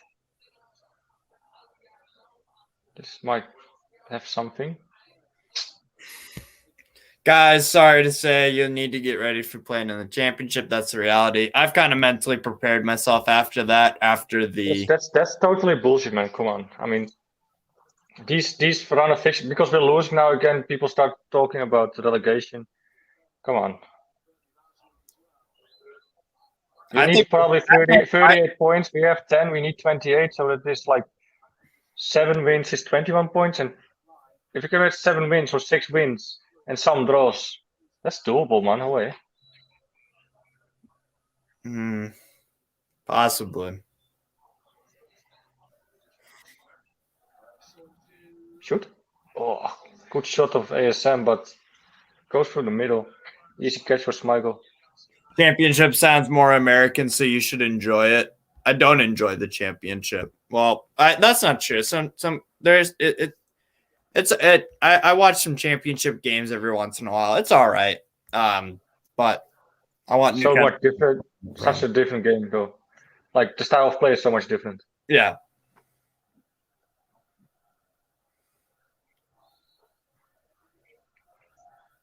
Newcastle fencing Eddie Howe's black and white army. Oh, ASM. Nice little shot there.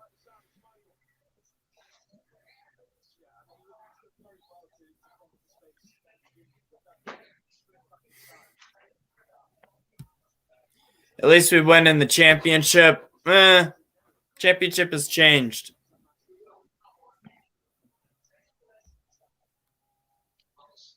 Has it though? Yes. I'm not sure. Championship is not an easy division to get out of. Well, we did it. Yeah, well, that was then. This is now. That's the problem. Koopmeiners just scored for Atalanta. We have 71% in the last 10 minutes possession. 71% possession against 30 of Leicester. Yeah. Like the statistics looks more positive though. Yeah, but that's the problem. Brandon, that's the problem. We're 2-0 down, and finally we're starting to get 70. Like,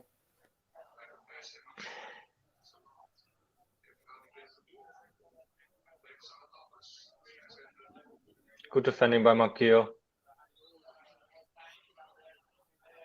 Go on.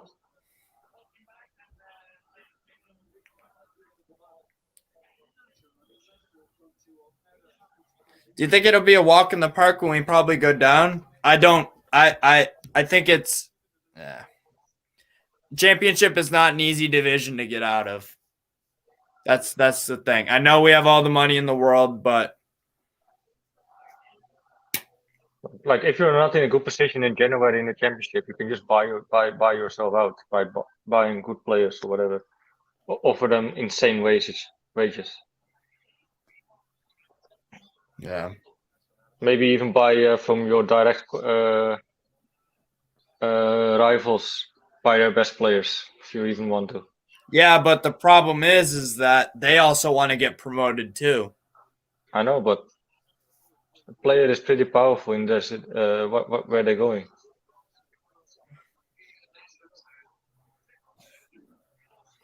Championship is even harder. We're having this position. If we can nick a goal now, we can still get a draw here. Like we're all over Leicester now at the minute. Yeah. Come on, lads. That's a terrible pass by ASM again, man. Fucking hell. I get a little bit frustrated by ASM the last couple of games. I don't know what it is. I didn't like to see Lewis out, and I didn't like to see Almiron out. Like, I hate to say it, but ASM is having a shocker again. Besides a shot he had on goal, but that also led to nothing. Come on, Murphy. Oh, what a shit cross. Shelby? Oh, that's a handball. Good effort by Shelby. Got blocked by Ndidi. Did he use his arm though? Playing better now. Or was it his leg? We can see from here. Ndidi with the block. No, it's his hip. Corner kick Newcastle. Shoot it? Is that poor touch again, man? Why not hit it? Throw in Newcastle. Oh shit.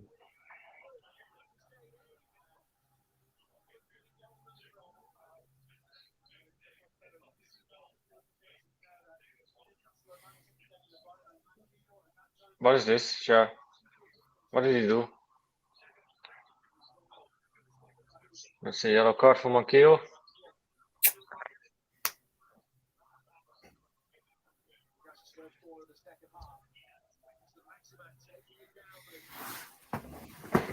Come on. You need to score now. Yeah. Not, it's quite useless to play for a point still.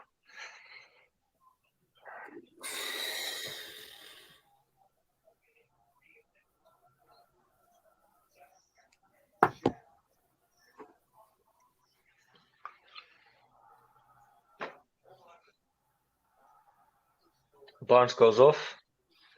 4.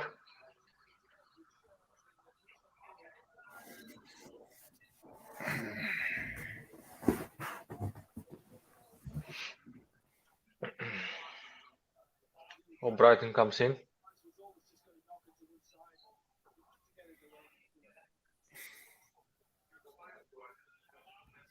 Players don't care as they know they won't be here in the coming seasons. Yeah, possibly. What's the Monty Python song? Always look on the bright side of life.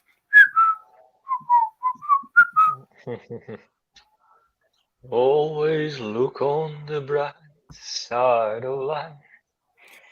Osasuna just equalized against Barcelona, and it's 13 minutes into the game. Wow.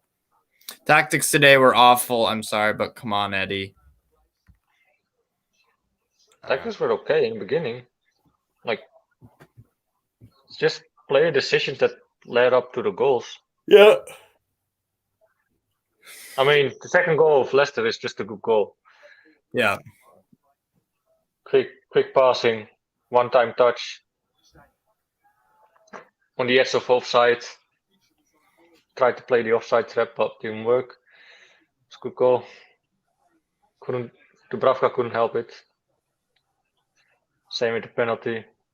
I think if Newcastle is seriously wanting to stay up, just gamble in January and spend a huge amount of cash.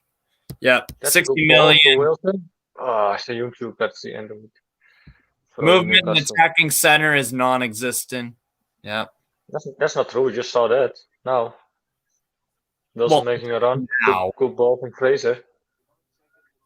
Deciding to go 5 at the back and play players out of position is not good. Yeah. How much do you think Newcastle will spend in January? I think that's a corner kick left. Boy.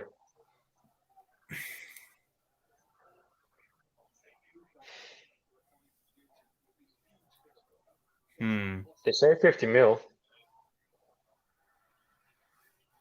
I think we'll spend 75 million in the January. But where does the 45 to 50 mil come from? People keep mentioning that though. Yeah. Like I don't think the owners want a season in the championship. I don't think they do either. Just waste his time. Last revenue for them as well.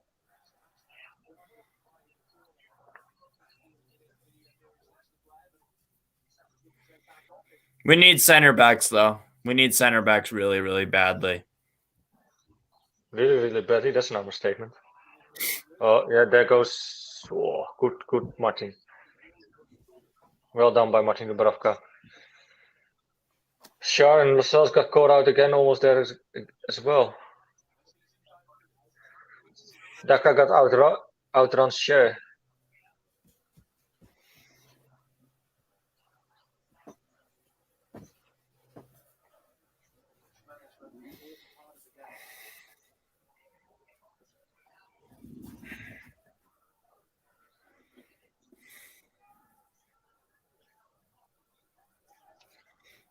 Andy Bell, think I'd rather talk to you two about the weather than watch another 20 minutes of this. Yeah. Why about the weather? More notable than this fucking game, that's why. Andy, definitely come on the show after and we can talk for another 8 hours after the show ends. That was fun. I love talking to Andy. Definitely. And he's a member too. Become a member, guys. You get bonus videos. 15 plus per month, by the way. Yes. You 15 get plus videos, so not 15 plus pounds, but 15 plus videos for like that comes already with 199 as the basic premium, how do you say it, subscription, and the 499 you get the premium one, and you get a little bit more videos actually. Yes. And announcements of the Greenwood and Mulliner show. Greenwood Mulliner, yep. You also get Discord chat access. Yeah, for sure. With all the members. Yep. Chat about Newcastle there. It's like a small community. Still small. Yeah, it's still small. It's like up to 30 or something now, I would say. I could check. I own the Discord channel, so I think it's up to 30, if I'm not mistaken. You like? Yeah. Also, don't forget to like the video, guys. Yes, like the video, comment, and subscribe, guys. We got 78 watching now. Nice. Do you like pancakes and maple syrup? I like pancakes, like chocolate chip pancakes, Senshi Bat. I'm not a huge fan of maple syrup. I'll take Nutella, though. Corner Newcastle. It's going to turn out into a free kick, so don't worry. Thanks, Brad. Made a foul. You're welcome, mate. Come on. That's nothing. That's a handball. And Diddy, that's a handball, man. Thank you, Simon. Liking and subscribing. Good shit, man. Sure needs a few fresh legs and a couple of leaders to help drop. Last drop, Rafa got Shelby and Townsend. Yeah.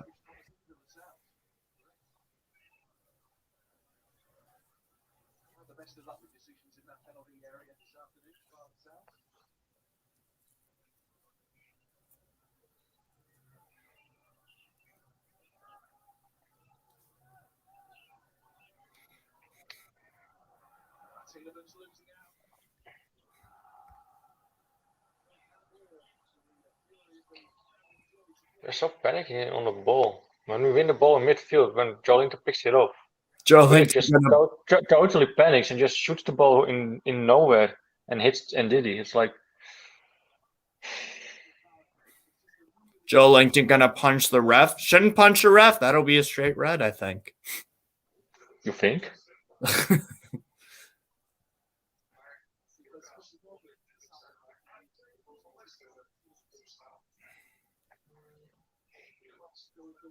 Corner kick, Leicester City.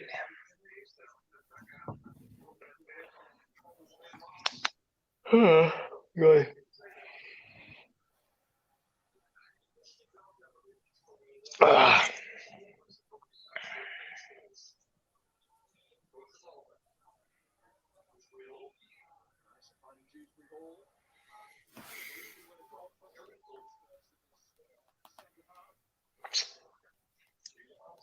Leicester picking up the ball again after we tried to defend our way out.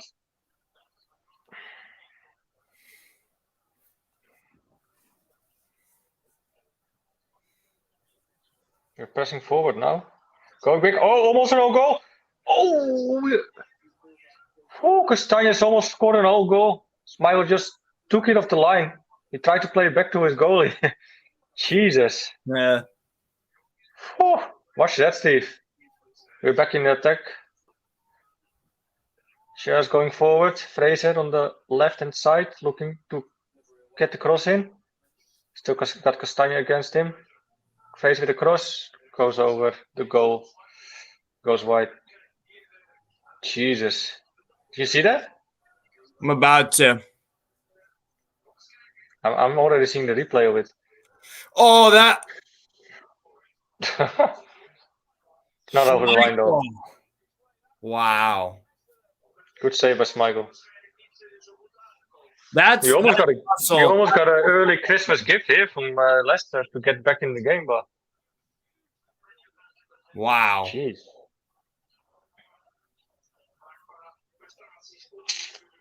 That's a big moment for both teams this season, I think. That little incident with Schmeichel, that's a big moment because if that goes in for Leicester, maybe they draw and then they crumble, and it would give us hope. Thing. Like then it's 2-1 to Leicester, but 10 minutes to play to go all out for the Joelinton defending. Well defended by Joelinton. Joelinton, as they say in Brazil. That's actually his real name, how you pronounce it. Joelinton. Yeah. When I was watching in Czech Republic on the parking lot for my car, I had some Portuguese Brazil channel on, and I heard the commentary. It was Joelinton. Yeah. But on the other hand, they say Wilson. They said like Wilson. So Wilson.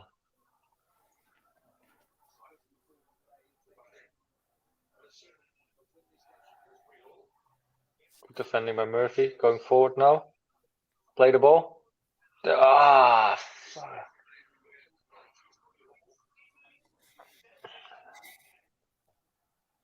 Why is Federico Fernandez not playing, man, instead of Lascelles? Tell me. Don't know what the guy did wrong, though. I mean, I don't get it.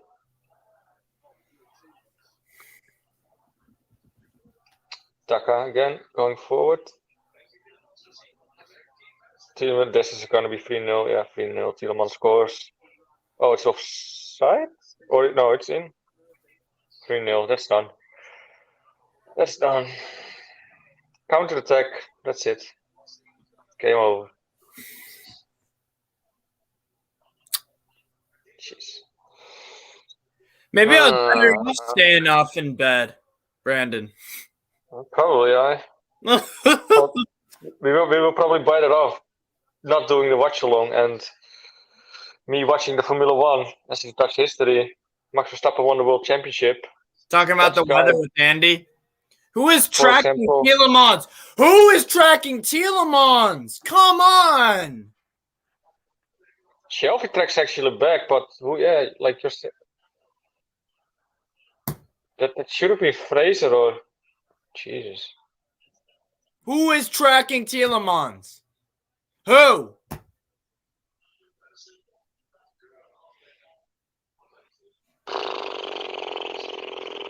I'll tell you the fucking answer. Nobody. Nobody is fucking tracking him. He makes a sprint from the halfway line.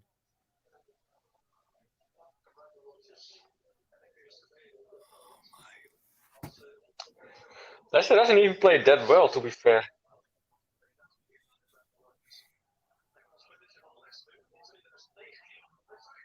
Fantastic effort from Tielemans. But you can't give him it was hard work from Tielemans, but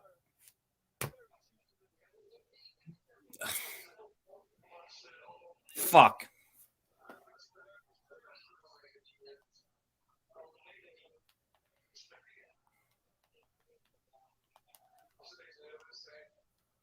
Oh God, the voice memos from the chat. I don't want to know. Shite! Oh.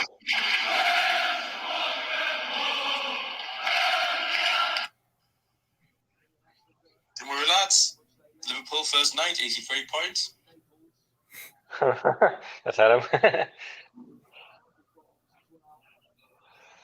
Fucking hell. I'm speechless, like. Leicester's B team, yeah, I would say a B team. They've got a pretty damn good squad though. So their B team, even their C team could probably give us a game and win.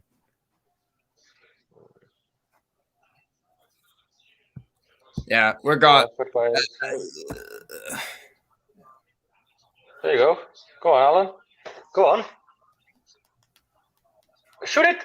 Oh, just about he was a shoot. He just nicked it off. Doeltrap? Goal kick? What? How is that a goal kick? Like, Brentford B team beat us. We had a whole week off to prepare, and Leicester had that's to a travel. corner kick, man, and he gives a fucking goal kick. Doesn't matter, Goes off. Brandon. It doesn't matter. But I mean, Jesus, Richie comes home from Shelby now. Fucking atrocious.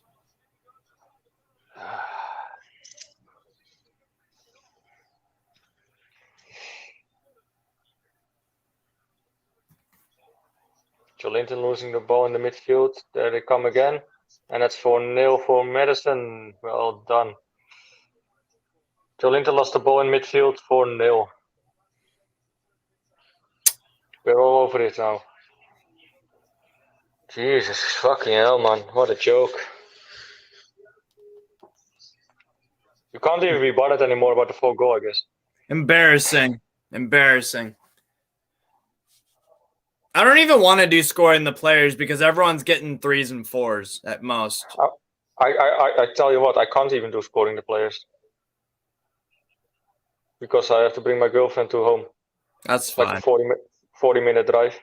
He got outdone again!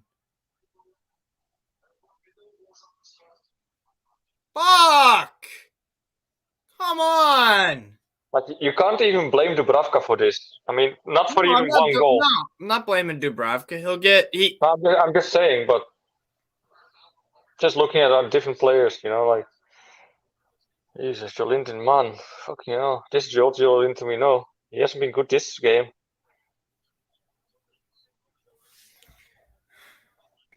Bring on Andy early, because fuck it, why not? What's going on, Andy?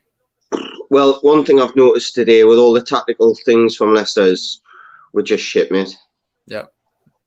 Full on shit on the ball, we are shit. We got Liverpool on Thursday, don't worry. I'm going to get the abacus out for that game, like. Mate, that is so bad. We are, and all these people, no one's questioning ESM's ability, but his brain is, I think he leaves it at home when he plays football. Decision making. Exactly, mate. Exactly. Just Manquillo giving the ball away. That's simply because he's got no pass on, because no one's moving in midfield. Simple as that. That's what I said as well last week, Andy. The decision making is still so poor sometimes. Yep. Not just from ASM or most players, and we look so panicked on the ball. Like, just have a little bit of, like a split second of look around, and then you will make better decisions, man.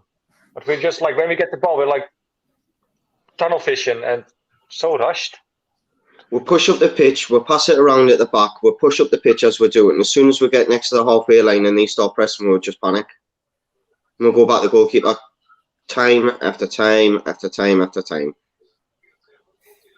I'm 35 and this is the worst Newcastle side I've seen on the ball. Not just this game, just this side. This is broken. Yeah. We need investment in January, or it's not a question we'll get relegated. It's a question of when. If we don't get investment in January, we're bottom of the league. Even Norwich can pass the ball around. The awful organisation, but at least they can go forward when they attack. We can't do that. We're relying on individuals to get us through games. Yeah. Medicine goes off. It's a long time since I've stopped watching a football game. I had to come in here and say I'm not watching any more of that. Like I said, I would rather talk to you two about the weather. Why didn't Eddie pick Freddie and hit? No, I'm not having that. Isaac Hayden, no, thank you. Freddie Woodman, no, thank you. Why? What did Dubravka do wrong? Dubravka doesn't have a defense to. Like, I really get sick of fans getting at Dubravka's back and saying like we need to bring Darlow and Freddie Woodman in. Come on, man. Like, with this defense, what do you expect a lot to do, man? Fuck off. Seriously, I'm gonna say to these fans, fuck off. Don't even come on the stream. We're all entitled to opinion whether it's right or wrong, though, I suppose. Right. I guess so. Mate, it's what you do at the end of the day. I thought this would be the game where we'd get beat, but would see a little bit of improvement on the ball. Oh, my apologies, Joe Lincoln. He said Fetty, so like Federico Fernandez, not Freddie. My bad, Joe Lincoln. Thank you for the super chat, by the way, bro. Appreciate Sorry, mate, about that then. No. Yeah. Yeah, Freddie Fernandez. Yes. Okay. Fair enough. If we offer Salah a contract, he'll go easy on us on Thursday. Well, the problem is we have no chance of winning that fucking game because I watched the AC Milan and Liverpool Champions League game. AC Milan had a chance to go through to the round of 16. Yeah, they needed to win, and Liverpool put out their like Q team. I never heard of Tyler Morton. Minamino was in midfield, and they still came from behind to win 2-1. I think the problem that we've got is 0. The Premier League. The Premier League at the moment is the strongest it's ever been, and we're the weakest we've ever been in the Premier League. Yeah, we're going down. I don't care. You can call me fucking negative. You can call me any words you want, but we are relegated until I'm proven otherwise. Liverpool, we're not going to get a thing from that. Man City will not get a thing. Everton, you could argue if they get a positive result today, their tails will be backed up. They're going to have Calvert-Lewin back, supposedly, possibly. Richarlison starting to play games again, so we're playing them again. Fixtures are coming at just the wrong time for us. We need investment, mate. If we don't get an investment in midfield, we need footballers, not specimens like ASM, where they can take on people. And Joe Linton, 6'4", physically brilliant. Jacob Murphy can sprint all day long. Miggy can do it as well. We need people that on the ball can get their head up and pass a football. Technical ability. Correct. Technical footballers. Where do you go and get them, mate? Because, like they said, the Premier League do not want to do business with us, and Burnley's not going to sell us their centre half. Weaken their side in the process. Yep. No way. What's Yank on? Is he saying we're as good as Real Madrid? No, I'm not. I'm saying that Liverpool can put out like a Z team again, or not a Z team. Well, yeah, no, a Z team. Their midfield and defenders. Like they went to the San Siro and came from behind to win 2-1. They subbed off Sane and Salah and Origi, and they had Oxlade-Chamberlain for the last 20 minutes of that game playing as a fucking false 9, and they dealt with AC Milan trying to attack. So with I think with a 40-year-old up top, though. Yeah. You know what I mean? Well, no, but they still AC Milan are still miles and streets better than us right now. They'd beat us 4-0. I have no doubt about it. But if Liverpool can do that to AC Milan when they still have something to play for, and we have something to play for because we don't want to get relegated, Liverpool will beat us. Like, I'm not even going to say most likely. They're going to beat us, and we have something to play for. Pathetic. Osasuna 2, Barca. Oh, no. Sorry. That's a replay of the goal. We are pure crap and are going down, probably. Lascelles is our worst defender. Ciaran Clark. Hi. As captain, we need a big clear up because most of the team don't deserve to wear a shirt. Didn't a 44-year-old put us out the cup? We're also going forward now with 5 guys around him. Like, what's to go last kind of. Yeah. He probably got out of it, mate, but then he probably play a bad pass. So shit cross, and that's it. Nobody. He's tried to hit it on the volley. I mean, the commentator says he was in 2 minds. Well, I think it was a few more than that. Like, he didn't know how to side foot it, hit it, pass it, or catch it, I think. So, yeah.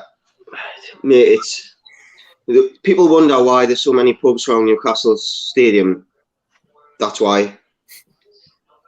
Because after that, you watch that shite, you need a beer. Richie with a header. Richie had a header. Went on goal, actually. Michael says it, but well, it was a good header. I mean, like, as small as he is, that's it, full time. You know who I'm also disappointed in? I'm also disappointed in Joe Willock. Very disappointed all season. Joe Willock brought fuck all this season so far. Yeah. Too much, too young, mate.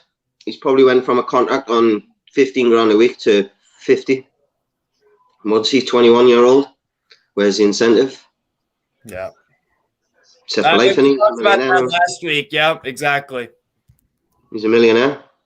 Yeah. Got a 5-year deal worth what, 3 million quid? Yeah. So we're 2.5 million a year. Easy money the way he plays now. I can be a millionaire like that. But he's also been played in the wrong way. For me, in his defence, without kicking him while he's down, he's not a player that's technical and gonna like the ball he tried to play through for Wilson. I mean, but do you see the fire that he had when he was on us on loan? Do you see the same fire now with him? I don't. Sorry? Like I don't see the fire anymore. Like he was eager, when he played for us on loan. He was eager to score goals or whatever. Or you can bring it back to like playing out of position or not in his strongest position or whatever. But besides that, I don't know. Do you know how many times in the first half that he got ESM out of the shit? Because ESM twice in a row, ball played into him. He tried to take 2 people on, lost the ball. Yeah. We got caught on the break. Willock wins the ball back. Why is Willock not shouting at ESM going, "What are you fucking doing, you absolute tool?" And then he does exactly the same thing straight. He doesn't have the fire anymore. You've got to have these people on the pitch. They're not. Anais were wizard in whatever, but you've got to be able to nail him when he deserves it, and no one's nailing him. Yeah. So, Well, terrible. we'll move on to scoring the players. I don't want to spend more than 10 minutes on this because it honestly it doesn't. Steve, I really have to bounce as my girlfriend needs to go home. All right, Brandon, take care, mate. I'll let Andrew. I'll let Dylan to the stream. Peace out, Brandon. Cheers, mate. Shut up, mate. Take care. Have a good Christmas. Let him see you. Dylan, do you want to do scoring the players with us? It's not going to be too hard a job, so I guess so. Yeah, like I said, man, I really don't want to fucking spend a lot of time on this. This is pretty fucking a thankless task, but we'll do scoring the players. And is that Johnny? Johnny! Hey, TMA boys, what an absolutely shocking performance there. Wade. Absolutely pathetic. Yeah. Are you gonna come on for scoring the players, Johnny, or are you just popping on, or what? Oh, I'll stay for a bit. Go on then. All right. Like I said, I'm not spending much time with this. I guess we'll go over our man of the match, even though he conceded 4 goals. Dubravka. I'm gonna give Dubravka I don't think he was at fault for any of the goals, to be honest. I'll give him a 5.5. Concede 4 goals, so that's what we're dealing with. That is what we are dealing with on a regular basis now. Every away game, or the majority of our away games now, our goalkeeper is one of our better players, and it's consistent. It's absolutely consistent, and it's games that we're getting hammered in as well. Oh, it's absolutely pathetic. And he's never really even made a good save, has he? He's never had a chance. He's just picked the ball out of his net 4 times today. Let's be honest. Yeah. When you're walking the ball in, then I've not seen the 4th goal, but 2 of the goals have walked the goal in the net. Yeah. It shows you how bad defensively we are. 1 pass from Madison, as good as it was, is split win off. Mm-hmm. Yeah, pathetic. I mean, but Dubravka, he didn't. Leicester were clinical. They pretty much took almost every chance they had. So, and it just doesn't help when your defense is fucking crap. So, who do we got next up? Johnny, I'll have you do. Let's just get the Lascelles bullshit over with. Look, everyone can debate. Everybody can debate if it's a penalty or not. I don't think it is. I think Madison's looked for it and gone for it. Same. But we have put ourselves in such a shocking position. That's my remote's nearly broken on my foot. But no, we've been put ourselves in a shocking position from a short goal kick. Lascelles plays at a Shelby, who's in trouble, who has 2 players around him. Leicester press on it, force an error from Shelby. They're in a position. They're in our box. And by the way, if Sky Sports don't decide to show the Formula 1 so we watch the football at the same time, that would be even better as well. Thank you very much.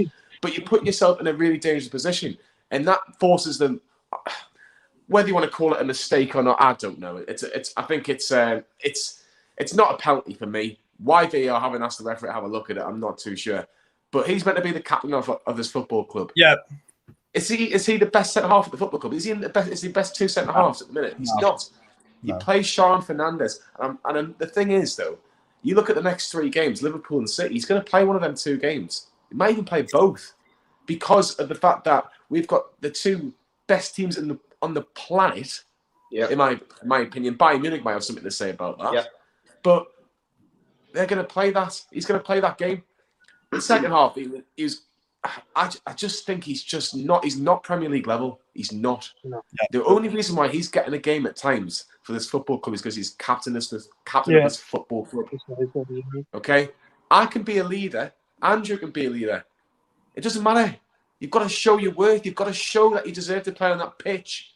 And this is a Leicester City side, by the way, who played in Napoli 3 days ago. We couldn't have handpicked a better team for Newcastle to play with 7 people out with COVID, which is obviously a really not a nice thing. And then on top of that, 11 of those players, of 12 of those players out of in total, played 90 minutes. Played 90 minutes today and on this afternoon as well. It's an absolutely shambolic defensive performance. 2 passes for that 4th goal intercepts the whole thing. The second goal splits our defence. Absolutely splits our defence because it's so high. And Lascelles is part of that defence. It's absolutely shocking. 1 out of 10. 1. Great. I agree. I think you've been kind, Johnny. I think so too. It's shocking. It's absolutely shite. Sick of him. I'm actually sick of Lascelles in the team. The thing is, though, everyone had a go at Ciaran Clark, and fair enough, he was shocking, right? But is there any difference between the pair of them? No. Not in levels, anyway. One's left-footed, one's right-footed. That's the only difference. Yeah. I'll be honest, I don't know what footed Jamal Lascelles is because he can't pass the ball for shite. He can't. He can't clear it. He can't. He's great. He's a great physical presence if the ball's in the air, I think, but that's a championship. And like you just said, he's not good enough for the Premier. The ball's on the deck, and he treats it like a hot potato. He's like, oh God, I've got the ball. What do I do? I'm going to get closed down. I've got to get rid. And he doesn't get his head up. He puts it in so much trouble. You bang on, Johnny, mate. First one out the door, Lascelles, penalty or not, we got battered. It won't be the first time. Lascelles, championship player at best, absolutely dreadful. Yep. Lascelles, 0. Everyone's talking about Martial's, X, Y, and Z to players going forward. Newcastle will get relegated with this defence. You need to get 2 or 3 defenders. And I'm not just saying Lascelles has to be replaced, he does. But this defence will get relegated. It's as simple as that. It doesn't matter how many saves Martin Dubravka can make or how many goals Callum Wilson scores. Our defence is it's simply not good enough for Newcastle in the Premier League. And also our offense is not prolific enough to where we can outscore teams like crazy. That's the other problem. We can't win games 4-3. We lose them 4-0. The saying is you're only as strong as your weakest link, and our weakest link is we're back 4. Yeah. A good manager once said, goals win games and clean sheets win leagues. Now, I know Newcastle are never going to win leagues anytime soon. But in our case, goals gives you a chance. Clean sheets get you points. That's how we've got to look at it. Yeah. So we'll move on from Lascelles. Thank fucking Christ. Andy, I'll have you do Fabian Schar. I don't think he can give anyone more than a 3 today. I don't think he did any worse than anybody else, but I mean, how bad was that? So 2.5. I agree. I think he was twice as good as Lascelles. Played a great ball out. I think it was him that played the ball for ASM when he took it down on his first touch. Yeah. Great ball. That was the only thing I seen today that I went, wow, what a good pass. That was it. Yeah. And it's from a fucking center back. It's from a center back. He fits the way that Eddie Howe wants to play. But can you rely on the guy? I don't think he's got the character to be a centre-half personally. I think he's a very good footballer. But he spends half the time on his arse. He gets touched and he's injured. But there's no doubt about it. He's got he's got ability on the ball. But at 2.5, I feel terrible giving someone a 2.5 when they've run around for 90 minutes. But we were that bad. No lies, man. Yeah. I think that's fair. Next up, we'll do Javi Manquillo. I thought, Dan, go and give Mr. Manquillo a score. Not a 7.5. Oops.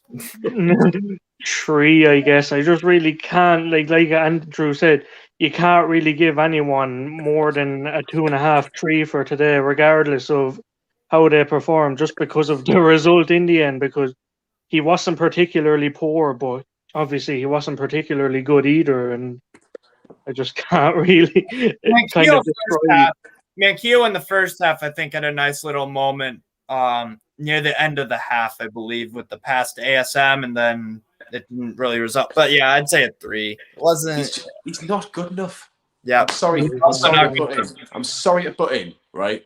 But there was a couple of occasions down that right-hand side where a much better cross gives Newcastle half a chance, and there was so many times he's just not switched on. He's at fault for the third goal.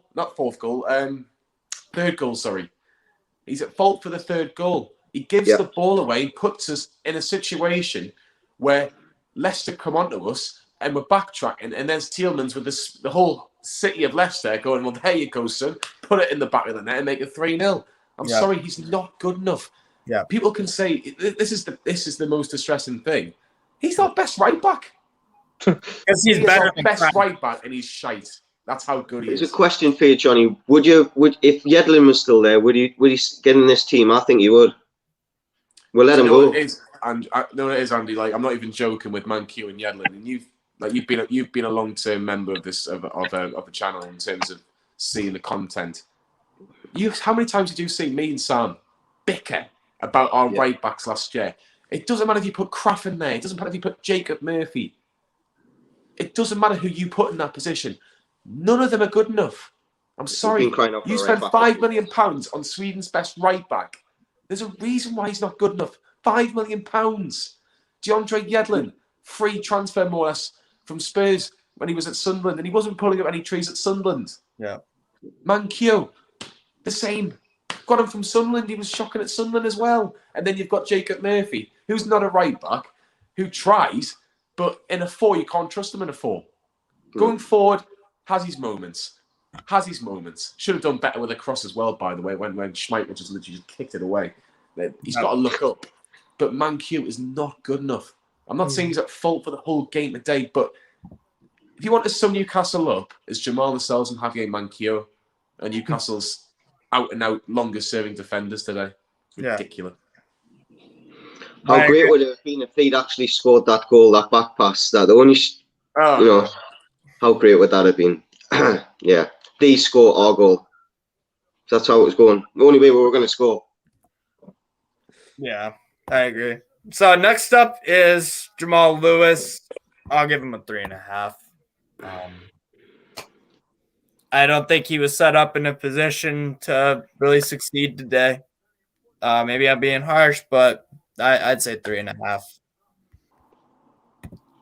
So when the centre half next is that bad, then you're set up to fail. You're set up to fucking fail. Yeah. So I don't know. He gets no help from ASM in any situation. ASM, we need to go back to wingers. I'm not liking this 4-4-2. Honestly, I think it's shambolic, to be honest.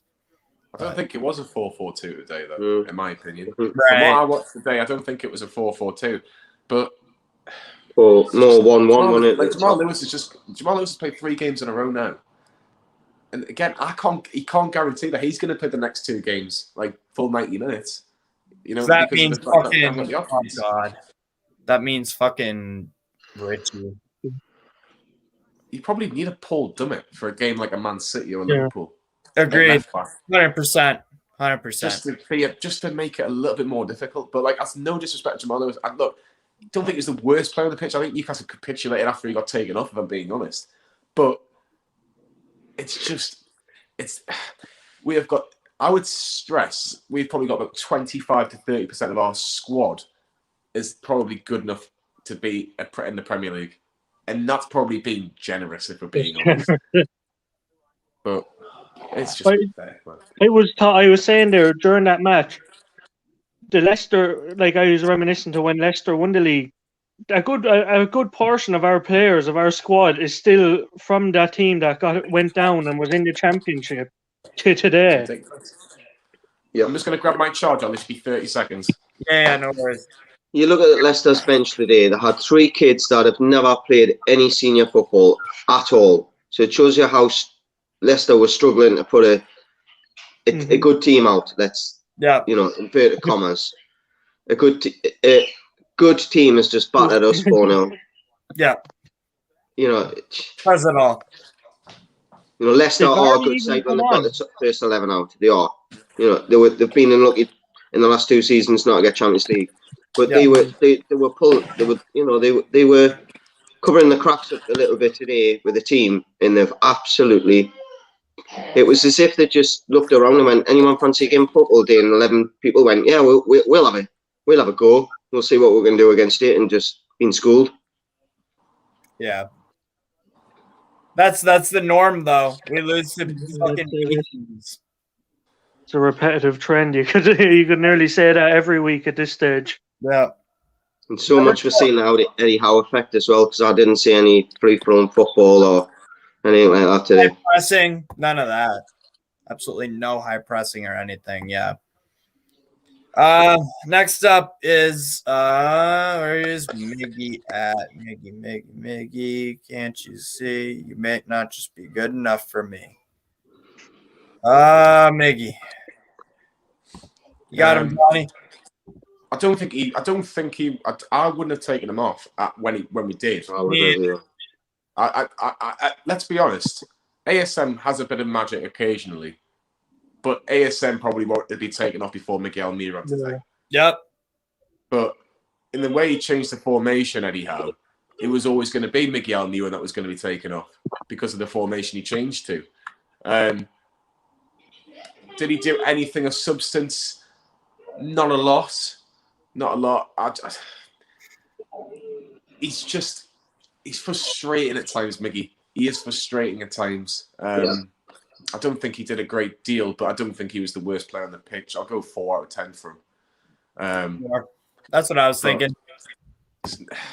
It's hard to rate that one. It is hard to rate because Miguel Miron. Liam says on the channel he runs a lot. He does run a lot. He does. He does a lot of backtracking. Does a lot of good work for the defensive side. We always know what the fault with Miguel Miron is. It's that final ball where he's trying to play it forward. Unless they were just a bit too smart and a bit too clever for him today. But yeah, I don't think he deserved to be taken off when he did. But again, it's probably clutching at straws a little bit with him. Yeah. Yeah, I don't really have much to say. He did run around a lot. He tried really damn hard, but it wasn't. There's a couple of times from our corners, the ball went to the other side of the pitch, and it's come to Miggy at the back of the pack. And if his first touch is half decent, he gets a shot off on goal. But both times his first touch is woeful, and I think that comes back to the issues that we have with Miggy. He's sometimes a little bit technical pass. His engine's brilliant. It's great to watch how he runs, but as like Johnny's just said there, you're not getting any end product from him. Yeah. Agreed. And Andy, you got John Joe Shelby next. What are you gonna give him? 2. Yeah. Easy. It was the one that he probably had more passes than anybody else on our team, but they didn't do anything. They were just passes for the sake of passing. Out wide. The amount of times he had to go to his centre-halves he tried to switch the play. He was playing it in such a way so they could go the other way, and then Dubravka kept going back to Manquillo when the other pass should have been Lewis. But I think we're seeing a different John Joe Shelby under Eddie Howe. I think that is the word I think I'd let you. It did different John Joe Shelby, but it's no better than it was overall. So 2. I can't say anything that he did great or anything that he did worse than anybody else. I was so pissed. I'm so pissed at that Tielemans goal because no fucking joke here. Tielemans starts his run, from the fucking halfway line and runs and then waits for Madison to give it to him. I swear, not even no one looked at him. It's like Tielemans wasn't there. They all chased the ball. They all chased the ball, didn't they? It was just And he always scores against us, Tielemans. You can bet your bond he gets a goal against us. And Madison. Pathetic effort from Shelby. He did, 2 seconds, guys. Yeah. So Shelby, 2 out of 10. Fair enough. Next up is Dayan or Dylan. Sorry, Jesus Christ, I fuck that up all the time. Dylan. Where is? Oh God, where's Willock? Willock. Has he had a good game this season for Newcastle? No. Nope. Not one. I've actually been annoyed with him this season because has been mentioned already, he's almost at a comfortable stage now. He was playing last season out of his skin in the hope Arsenal wouldn't ditch him and wouldn't sell him, that he might have a future there. But this season, like Andrew said, he's got a bigger wage, probably 3-4 times what he did before. He's more comfortable in his position now. He knows he doesn't have to play well, and he's still being handsomely paid. And he's just he's total shadow of what he was last season. I give him, if you ask me for his rating today, he tried to do something, but that being said, nothing came off, and 1.5 to 2, maybe 2 at a push, and that's generous. Because what are you gonna give him? 2? 2. Yeah. His passing's just so poor. Like, it was a couple of occasions going forward where Newcastle actually had a chance for a counter, and it was just a poor decision from Willock in terms of when to pass the ball. I also think as well, I don't know. Has he got the stomach for the fight? I just don't see it from it. It was just kind of like, I'll just kind of play to my own kind of pace today. Like, he has got ability. You don't go through the ranks at Arsenal and get first team appearances at Arsenal having some ability. But this is different. You need points. We need any sort of points, and it's just. He did do it for us last year, though, because we were in a position where we needed wins and points, and he proved he had that grit and he had that determination. But that being said, like I mentioned, was he more playing for his Arsenal future than his Newcastle future? Because that was. Yeah. I think he's got this type of attitude as if to say that we're lucky to have him, and if we get relegated, he'll leave. Honestly, when you look at him, you see that's the wrong position as well. Sorry? He's getting played in the wrong position. Under Bruce, he was playing a lot further forward and was causing havoc. Under Bruce and Eddie Howe this year, he's like a defensive midfielder at times, trying to be a number 8 and try and go a bit forward. He doesn't look comfortable in that position. That's my only saving grace with him at times. Yeah. I think it's the old cliche, isn't it? We're in its side that we don't pass the ball very well, and he's from its side that move, pass, move, pass, move. No wonder he's struggling, because we didn't do that. Yeah. Good comment here from Adnan Ali. These players have no self-respect. Yep, pretty much. Next up is ASM. I have him. I'm gonna give him a straight up 0.5. What the fuck is that performance? Leicester done a job on him, to be honest. I don't know if it's a fair mark, but they've done a job on him. They've literally gone. They've gone right. Anytime he gets the ball, we're going to make it very, very difficult for him. Very, very difficult for him. He had a couple of little moments. That was one near the end of the game where he did have a moment, but he's done this a couple of times. Well, I'll say a couple of times. He's done this a lot in his Newcastle career. Keeping a hold of the ball in stupid areas of the pitch where you're causing yourself issues. If you lose the ball 75 yards away, then you can recover. But on your halfway line, it's tougher. And he's done that so many times this season. And a lot of players have had to pull him out of the shit for it as well. Willock did it early on, 9th minute. Then he did again. The next time he received the ball, heavy touch. Willock had to come in. It's a recurring. It's like a song on repeat. He does the exact same thing every other game. And then he had a great couple of minutes at the end of the first half where he goes on a couple of good runs, but that doesn't make up for the mistakes that he makes the other 42 minutes of the game. He puts us under pressure constantly. Yeah. No, I gave him a 0.5 because his work rate I didn't like much of what he did during the game. Lazy. He continues to play poor.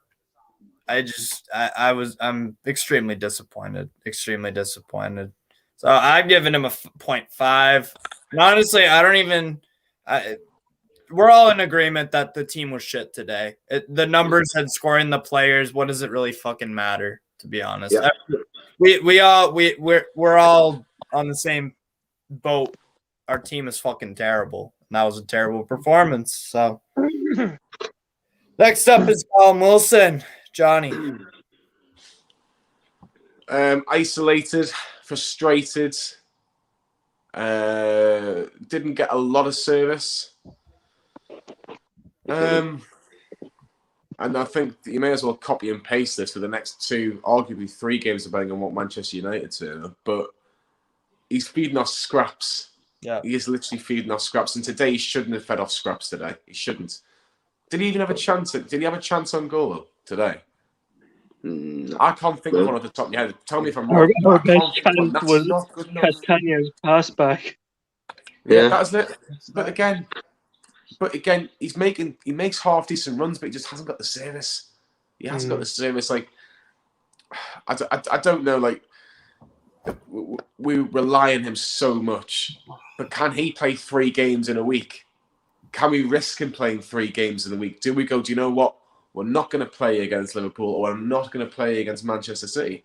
But we've got. Why risk him? Why risk him? We're not winning them games, are we? So keep him for the games that we need to win. I'm with you. He'll start both of those games. He will start both of those games. But part of me wants him to not play against Liverpool, just so we can have him for the 2 home games against both Manchester clubs, which arguably very, very small. Arguably, we've got more of a chance of winning because we've got a shocking record at Anfield. Liverpool don't lose, barely draw at home, and we are just all over the place. But tough day for him. Had no chances. Feel a bit sorry for him. 3.5. Yeah. I agree. Yeah. 3.5, fair enough. I mean, he was, completely isolated. He I don't know what to say anymore, guys. I really fucking don't. What we've got to think of as well, if he gets injured, what the hell do we do then as well? Like Johnny's saying that Eddie Howe's got to make sure he manages him well, because if he gets injured in a Liverpool or a Man City or a Man United, then misses the games against the Palaces and the Southamptons and all that later on, he could be the difference in them games. But because he's played in a game that we're getting hammered, we don't see him. So we've got to manage him well. Because until January comes, we've got no. Do you really trust Gale? No disrespect to the guy, but he's not match fit though. He's not even match fit. Yeah, exactly. And Joe Linton, we all know Joe Linton can pretty sell about, but he's not a goal scorer. So yeah. What are we gonna give Joe Linton, by the way, Andy? 2.5. Yeah. I think that's a bit harsh. He won the ball back a few times. I think Johnny's actually right there. We'll give him a 3. I think I'm being a bit harsh. We'll give him a 3. He puts himself about, and I love the changing mannerisms with him. He's getting angry with the officials. He's being a 6'4" guy now. He's trying to put himself about and trying to be intimidating to the other team. But we're just still seeing the same problems with him. He has a shot from 22 yards with his left foot. I think my son could have probably hit that harder, but I actually think he was probably one of Newcastle's best players today. Yeah, but that's honest. But best from a bad bunch. But what did he really do? That's that's what I'm saying. He does good bits, but like I'm looking for Newcastle's best players, but Newcastle were shocking all over today. What's going on, Connor? I'll give Connor. I didn't see you down there. My bad. I'll give you the subs. Jacob Murphy.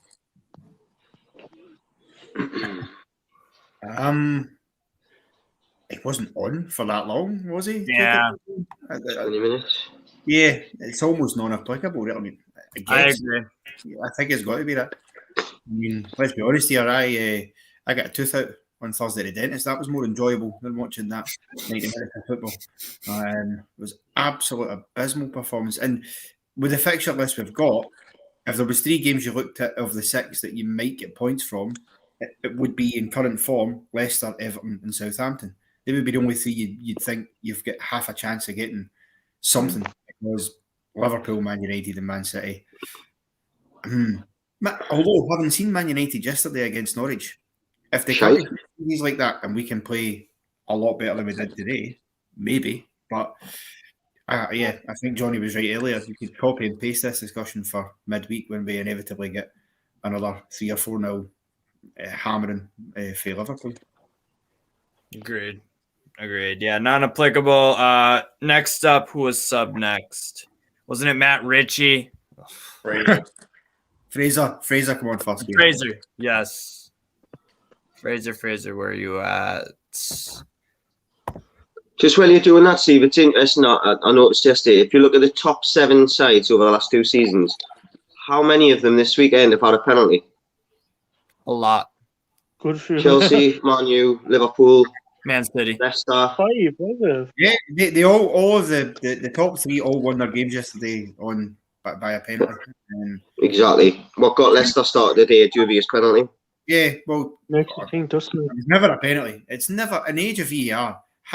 Yes, Lascelles is there, but James Maddison, I mean, he just throws himself off the leg. That can't be a penalty kick, surely. That's, to me, it's a dive. But if you dangle a leg, then the attacker will always take that option. So Lascelles had to be more intelligent. I also thought, to be fair, because Lascelles got a lot of criticism for it, Elvie absolutely sold the jerseys as well. What was he doing? He should have done a lot better in the build-up to the penalty. But he had players around him, Connor. Lascelles has to look and go, don't play to me there. Have a think about it. Either play it back into Brathwaite or just hoof it up. Like you don't put a player under so much pressure with 2 or 3 players around him. To be honest with you, when I watched it live, I thought penalty. I did. I thought it was a penalty when I seen it live. But when you look at it, and this is going back to your point, Connor, how VAR aren't looking in that going, is that an obvious error? Madison's going for it. He's looking for it. He's being confident. Lascelles should do better. Go over the referee. Yeah. Go over the referee and say, look, he's gone onto my leg. I haven't made it for him to go to I actually made a foul. I've just stood my ground. He just accepted it straight away. He didn't even bat an eyelid. That's the frustrating thing. Last week against who was it? Against Norwich, we were a bit clever when we needed the penalty. Everybody was all towards the official. Yeah, everybody was to put the pressure on him. No one batted an eyelid today. Lascelles' reaction, as you said, hinted that it was a foul, but with VAR, they could see themselves that it wasn't. Especially as the captain, there's even more impetus to be doing that, leading the charge at the referee saying, it ain't a foul, because it makes life easy for VAR if the players in the park aren't actually making much of a fuss about it. So it makes it easy for them to give it. Albeit, I still think in age of VAR, it's a shocking decision to go against us. But frankly, I think Lascelles he's got to go. He's not good enough, and he's certainly not good enough to wear the captain's armband. I'm sick of seeing him in the team. Honestly, when you watch other games and the things that they check on VAR, and you're like, that's never clear and obvious. Yeah. Then you've got that today. I mean, Lascelles does hang his leg out. He leaves himself there to be touched, but that is never a penalty. Maddison looks down. If you watch he sees his leg and he goes, okay, If you're going to hang your leg out, I'm going to hit it and I'm going to fall over. The ref's got to have a little bit more street nous to know that Lascelles, as Johnny's just said there, has not attempted to touch him. He's just literally put his foot out to go up for the ball. The ball's gone, and Maddison's went over his foot. It's not a foul if the ball's already gone. That's the thing. How many of them this season have we had as well? It's just been. Well, I know we lost 4-0, right? And we did concede another after it, which were appalling defensive mistakes. But that's the second time this season a penalty that is an absolutely no any way in this world as a penalty has gone against us. It happened against West Ham at St James's Park, which is one of the worst decisions you'll ever see, and it's happened again today. And I think that's one of the factors that this season, as poor as we've been, there's been certain games where decisions that might change a game have gone against us, and they're not even difficult decisions to get right. Now, don't get me wrong, today's slightly different because we were hopeless in the second half. But I just think those are decisions, especially when you're fighting for your Premier League life, the VAR has got to get there. Because I agree with you, Johnny. When I first saw it, I thought, yeah, penalty. But that's what VAR's for. So you can have that second look and go, do you know what, actually it's not. And for me, they failed this weekend in particular. They've actually failed a number of things, not just today. It's just pathetic. I've said it before and I've said it again. The Premier League don't win the Premier League, and if it's very easy to make things difficult for you by not giving you decisions that ultimately are going to cost her. I mean, Leicester. We don't know that if they didn't get the penalty, that the game would have went the same way as it did. I suspect we would it would have. We never know, do we? Didn't get the penalty. You know, if we hang in on the first, we go in 0-0 at the end of the first half. There's a game there to pick up a point, but as soon as that penalty goes in, the game's over for me. It was the game over for me when the penalty went in. Yeah. So what are we gonna give Eddie Howe? The thing is, if this was Steve Bruce, he'd be lucky to get a 1 or a 2, wouldn't he? I'm giving Eddie Howe a 1. You've got to judge it. You've got to judge it on. You've got to judge it for me with Eddie Howe in the sense of, did he get it right tactically? No, he didn't. Should he? My issue is that they knew Leicester had this Europa League match and they were going to play a strong team because they wanted to continue to be in the Europa League. And they got beat 3-2 and they played all right. But travelling back from Italy to probably in the early hours Friday morning, probably not really training on Friday, just having a recovery session, a proper training session Friday, then the match Sunday. He's had 8 days to get this game plan right for a team that, let's be honest, we would have taken a point beforehand, but there was a chance there with Watford losing. Spirits should have been high after Friday night going, Watford have lost, now Leeds have lost, now Southampton have lost. We can really make it difficult now.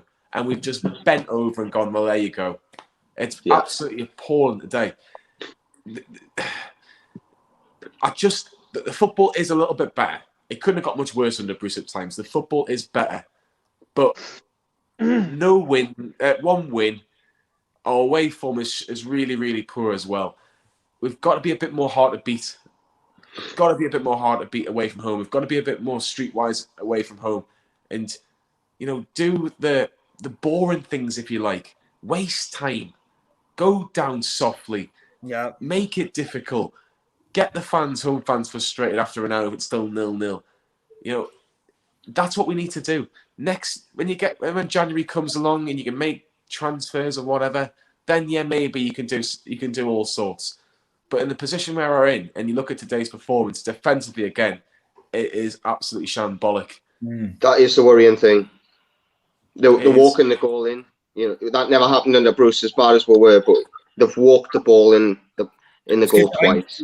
We're far too high. That's the problem. But, we all wanted to play better than what we were doing with Bruce. We all wanted to be a little bit less defensive. I don't think any of us wanted to see the average positioning of our back line at about 30 yards from the goal. That is roughly 20, 30 yards away. And there's too much space in behind. And when you've got players that are as good as what Leicester do have in attacking, players like the Maddisons, Tielemans, they are very, very good at keeping themselves onside in those situations. They know how to time it because they've got enough pace to do it. And we're just exposed So I mean, today those goals, are a joke. I mean, the second one in particular. I mean, he could have stopped for a cup of tea and then put the ball in it. It was ridiculous. And then even the third or the fourth one. Why is every single defender on the left-hand side of the box? Why is there no one out in the right-hand side? Tielemans just strolls in, not a problem. Yes, it's a good finish, but there's absolutely nobody out there. That's the things that Eddie Howe's going to have to work on, because the reality is, if we're going to stay up, we're going to need to pick up some sort of points between now and January, because looking at the fixtures, Burnley, Watford, Norwich, other teams around us have got, they've got far more favourable, and less, including playing each other as well at times than we do. So we're going to have to find something for somewhere. If that means you have to defend a bit more, be difficult to beat, as Johnny said, fine. If we need to eke out a 0-0 draw against City or United at home, you take that all day long, because it's a point you're not expected to get. Yeah. The thing is, I think today for Eddie Howe, it's been a reality check for him. I really do. I think he's gone. I think he trusted the players a lot to last week at home against teams against Burnley and Norwich, but Leicester are a level up, and I think it's a bit of a reality check. Going, oh shit! Actually, maybe we're not as good as what I think we are, because there's a little bit of talent, especially going forward. But he's going to have to start basics. Because you look at Liverpool, Salah's bound to score on Thursday night. He'd be looking at this game and God, I can get a hat-trick on Thursday. We've got to be very hard to beat. I would go 5 at the back against Liverpool. Yeah. And just say, look, fine, we'll camp out our half, and whatever we do going forward, we'll try our best. But we need to be in a position by the time we play Southampton that if we can win, we're back on the coattails again. Because at the minute we're getting away with it. We're 3 points behind Watford and 6 behind Southampton and Leeds. And Leeds have got to play City, Arsenal, and Liverpool's their next 3. So Leeds have got a tough run as well. But we need to be on the coattails of these teams, because we've actually got a bit of a favourable January. Southampton, Watford, Leeds, and then 2 home games against Everton and Villa. They're games, whether you like it or not, we can pick up points. We can go and pick up points, but we've got to be in a position that if we do pick up points, we can actually get out the bottom 3 and not be 6 points behind. We've got to show a little bit of something, because if we don't, we'll be playing, who's in the Championship? We'll be playing your QPRs and your Barnsleys and your Rotherhams and Peterborough or whatever. Yeah. I think going about what you were saying there, Johnny, about like the Leeds and all that. The one thing that you can always say against Leeds is they're competing every game that they're in. They might get, I briefly looked at the scores. I think they got beat by a goal by Chelsea today. Yeah. They've competed in that game. When we're getting beat off the top teams, we're not competing in the game. And that's, for me, even look at the game yesterday, Watford and Brentford. Watford competed in that game. You could argue they were a little bit unlucky to lose it at the end. They deserved to, but they were a little bit unlucky. Yeah. We're not competing in the games, so that's the worrying thing for me. And we've still got the same problem we had in Naples. We cannot defend. So I'm gonna have to go, guys. But yeah. Nice talking to you, Johnny. Take care, Johnny. Yeah, man. Can't wait to go to Anfield on Thursday. Oh, Jesus. Lord have mercy on your soul. Yeah, looking forward to that. You make at least you enjoyed a trip. I'll have 4 goals on Thursday. Well, at least it'd be nice to be able to watch a good team play a game of football, eh? That is true. Right. I'll see you later, boys. Bye, John. Yeah. Oh, fucking God. Okay. Yeah. So I just wanted to bring you guys a little stat. So in the top 5 leagues in Europe, there's only one team, Levante, who have 0 wins. But in the 1-win category, we have Greuther Fürth, who just beat Union Berlin today. They got their first win of the year. Arminia Bielefeld have 1 win. They're on 10 points, just like Newcastle. Burnley, if you look at the Premier League, Burnley have 1 win, and we have 1 win.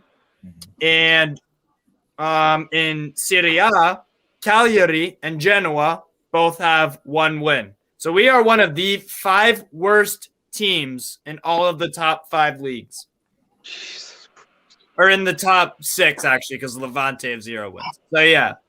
That's what we're going. I really didn't think we'd be compared to Greuther Fürth this season because they are shambolic. That shows how bad we are. And they got their first win today against Union Berlin, who are competing in the Europa Conference League. They've conceded like 30 goals in their last 5 or 6 games. For fuck's sake. I don't know about you guys, but I watched the Arsenal-Chelsea FA Cup final last weekend, and I honestly think that Chelsea ladies team would have beat us today. They could have. They lost the ladies team yesterday as well, so that maybe something. Honestly, I don't know how we're gonna survive this season. I don't think we are. I think we can still survive on the basis that the other teams we're getting lucky in as much as Burnley are woeful at the moment. Norwich, they're actually competing in games, but again, I reckon if we didn't go down to 10 men after 9 minutes, we probably would have won that game. Yeah.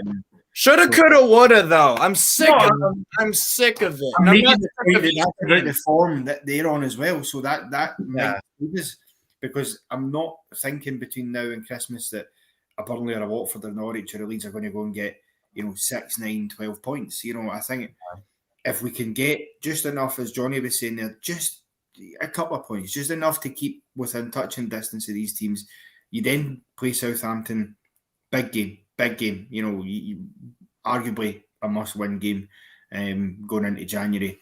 Even Everton before it, again, they're coming into it similarly to Leicester today, not in great form. So if you can turn up and put in a shift, which the first half today, up until the penalty, we were doing okay. It wasn't terrible. We were competing in the game. And then, for whatever reason, we just downed tools in the second and just went and gave up far too easily. So there's still a lot of hope and a lot of chance there, but we really do need to take some points over this difficult fixture list if we're going to stay up. Because they would, frankly, they'd be bonus points, which is what you want. But yeah, I think we will get a point or two. I really do. I think. Question for you, Connor. Let's say last game of the season, I've not looked at the fixture list, but let's say Burnley have got someone like a Man United or a Liverpool or a Man City, and we've got a Southampton. I'd honestly, the style, the way Burnley play, I'd honestly think that they would have more of a chance of getting a result in their game than we would in the last. Yeah. Because they dig in. Do you know what I mean? It's poor football. They do try at times with Dwight McNeil and whatnot. Cornet. They're playing us. Cornet, I mean, easy Alan saint-maximin with an actual end product. End product, exactly. Thank you, mate. Put the words right out my mouth. So that's the thing that worries me. The big games, we're looking at them big games and we're just writing them off. I don't think Sean Dyche does that. He's realistic and goes, right, okay, if we lose a goal early, then we're gonna struggle, but we're gonna stick in the game as long as we can. We've got to get that attitude, because if we don't, we're fucked. Excuse me, French. So I just want to bring this up. Also, we have the worst defensive record in the Premier League. Negative. Yeah. We have 34 goals conceded, and back to Greuther Fürth, they have 45, and 7 of those goals came in one game. That could be us on Thursday. The past 4. Yeah, we might have 40. Yeah, we might have 45 after the 3 games, or maybe even after 1 or 2. But Salah gets 4. How many Man City can I get? Oh, God.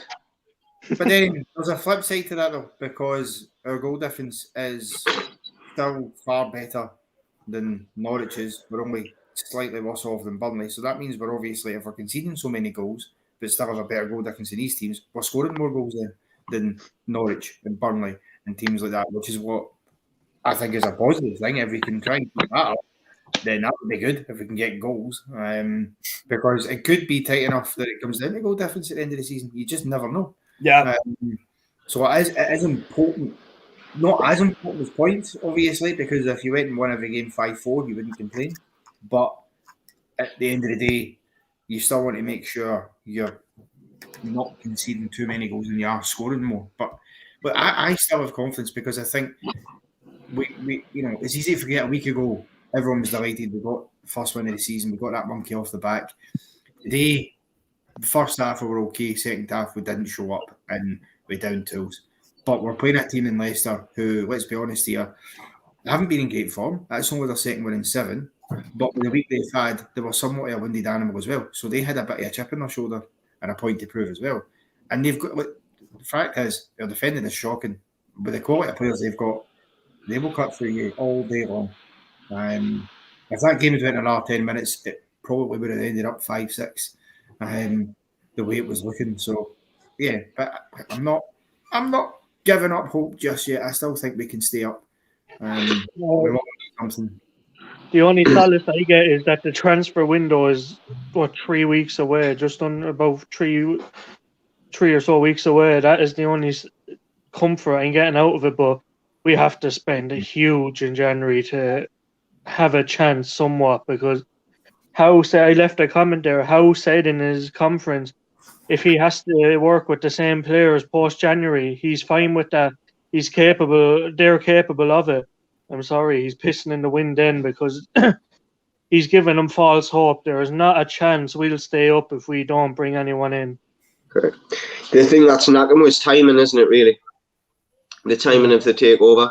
You know, if the takeover happened in the summer, okay, we might not have been ripping up roots, but we probably wouldn't be where we are now. And then the problem that we've got is if you could get the January transfer window now, you know, you'd say the chances in Newcastle staying up would go up mega, because you've got 5 or 6 games between now and January.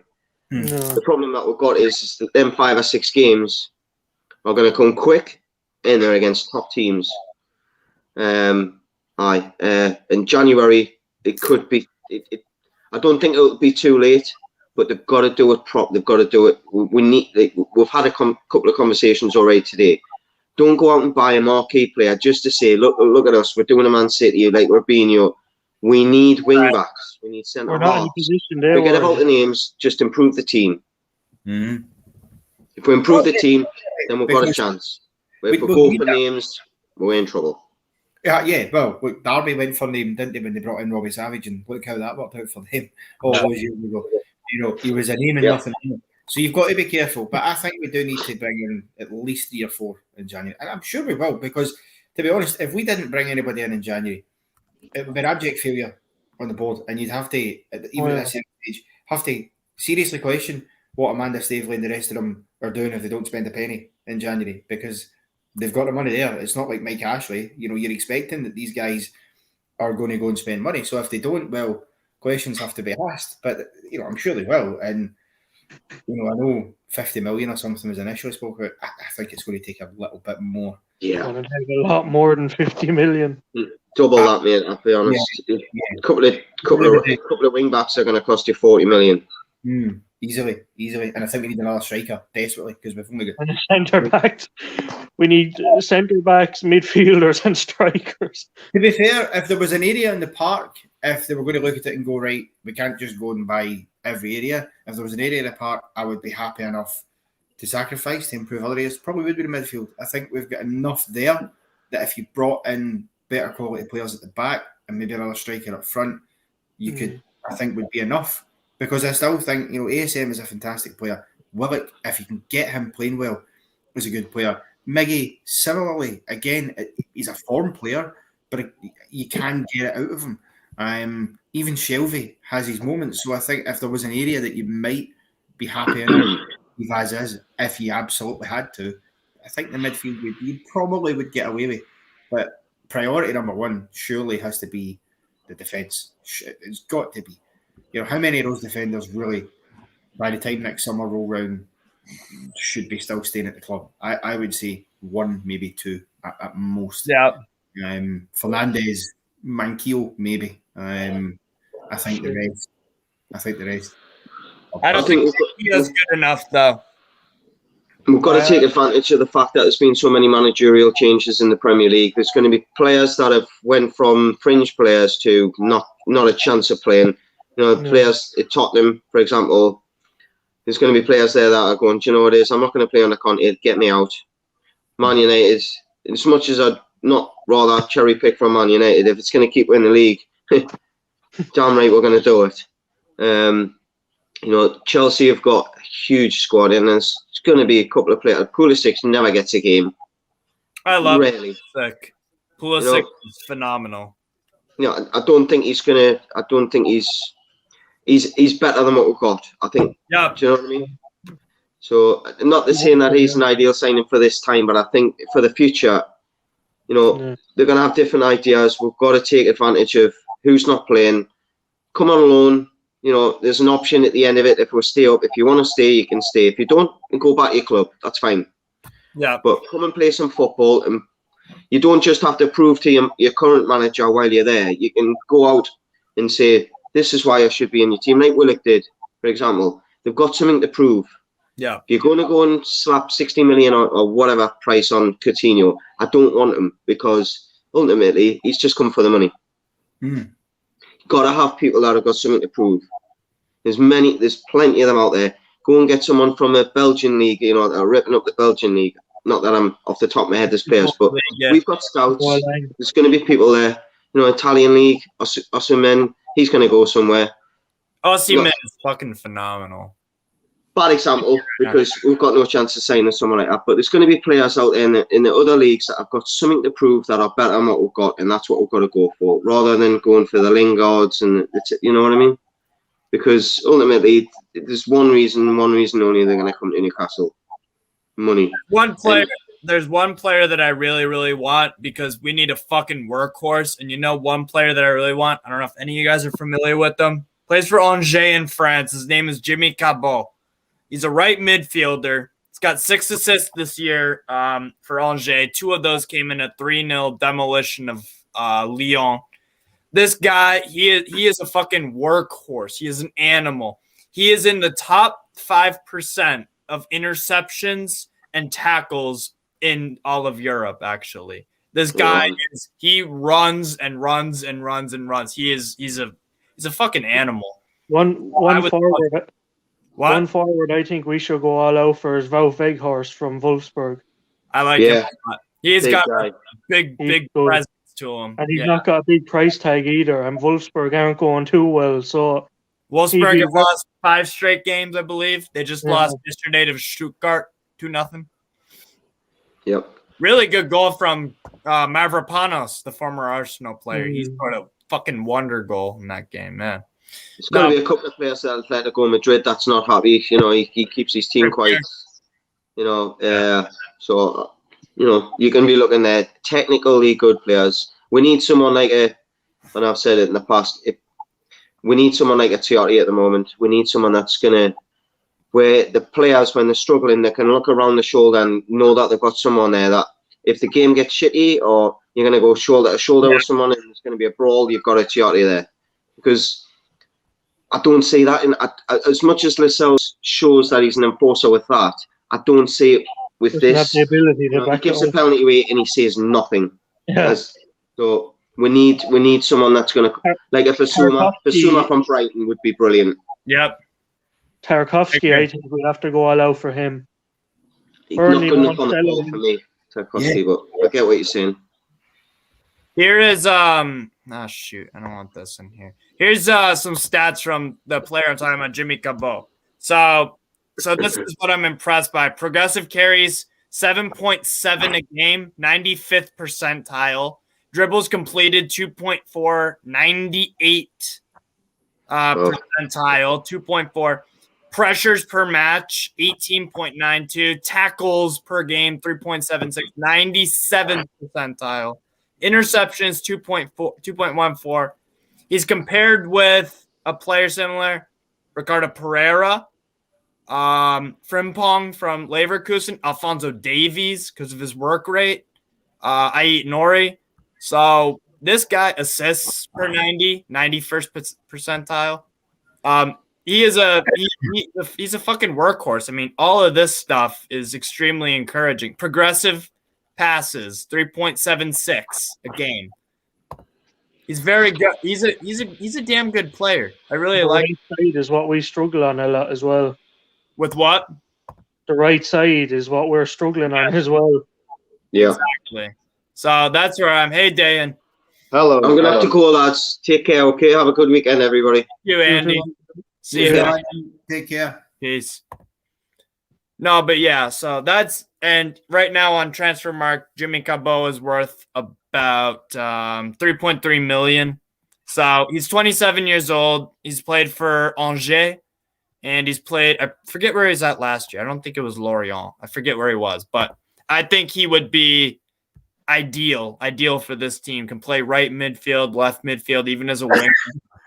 Yeah, he's played for Lorient and Troyes and Angers. So this would be a big move for him, and he would have something to prove. And he's a fucking workhorse, man. He's a real workhorse. So that's and that right side of the pitch, that's what we need. So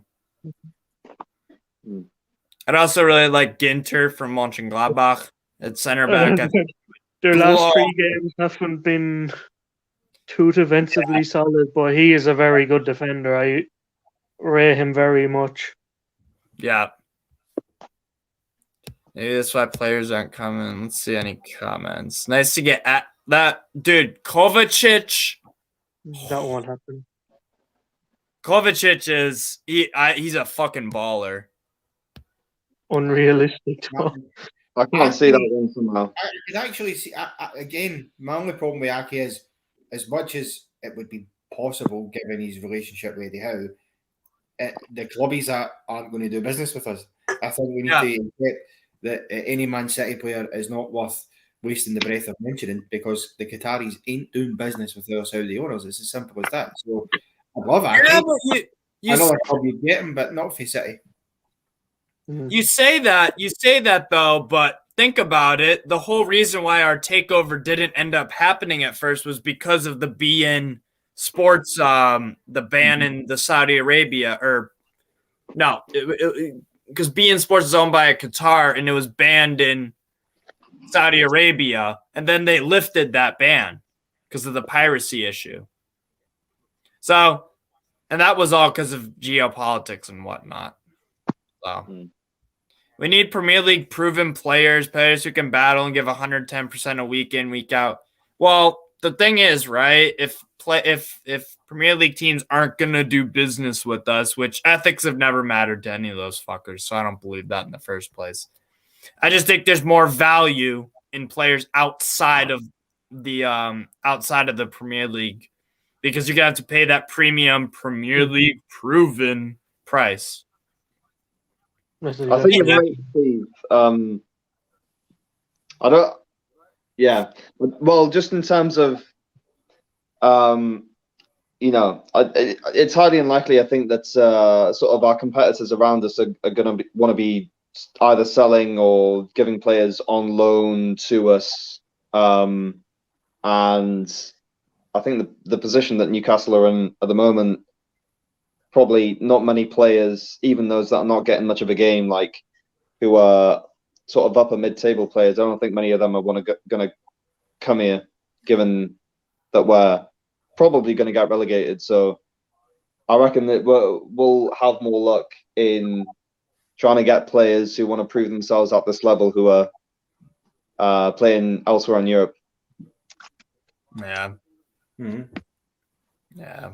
Statman Stan says we could get some cheap African and South American players who play better than Prem players. Yeah, like for example, we saw fucking Patson Daka today get a goal. Then he had 4 goals in a Europa League game against Spartak Moscow in a 4-3 win. Africa's got amazing talent. I mean, it's pretty obvious, but yeah, possibly. We need center backs so bad, and we need like midfield. We need a lot, man. I think we need at least 6 players in January, or 7 actually. 7. What about the MLS, Steve? Is there any players there with their season just finishing that you think? I would say James Sands from NYCFC has been getting some more games for the USA, and he just won MLS Cup with NYCFC. I like James Sands a lot. How was Miggy's old mate Joseph Martinez doing now? He's still doing all right. Atlanta United didn't look good this year. They haven't been good for a while, but Joseph Martinez, I think he's still only like 27. I don't really know about Martinez. I think he should transfer, because he tried to play in Serie A with Torino. and it didn't work out at all for him. Mm. But yeah, and I like James Sands a lot. Forget the guy on LAFC who's a really good young center back that I think is worth a shout. Forget his name, but there's some all right players here, but the problem is with getting players from MLS right to the Premier League in a relegation situation is like, I don't really know if there's anyone. Oh, Hadji. What do you think of Giannis Hadji to Newcastle? Yeah, good work. I mean, good player. Plays up here at Rangers, obviously. Good win for Rangers today, actually. Against Hearts, yeah. But I think, yeah, my only thing about him is he's still a little bit green around the gills. I think he needs to just see out this season at Rangers, see if he can drop another league title, and then look to him in the future, because I still think he's one or two parts of his game missing being a top player. Certainly, with a name like Hadji, we know how good his dad obviously was for Romania. But I think he's got a little bit to go just yet, but it's not a bad shout. Well, he I does. like Aribo at Rangers. Oh yeah, Joe Aribo. Yeah, I like Joe Aribo a lot. Patrick Schick. That's another good show. Leverkusen, yeah. I like Schicky. Awin Youri, the Nigerian striker. He's been scoring for fun this year for Union Berlin. I think he's in the top 10 strikers in Europe right now on form. He's got tons of goals this year. River Plate and Boca have some great ballers. Yeah, absolutely. We've been linked with Gabby from Flamengo too. I guess. I don't know. Both yeah. We need defenders so bad, though. We need defenders really bad. We need at least one striker as well, though, but we need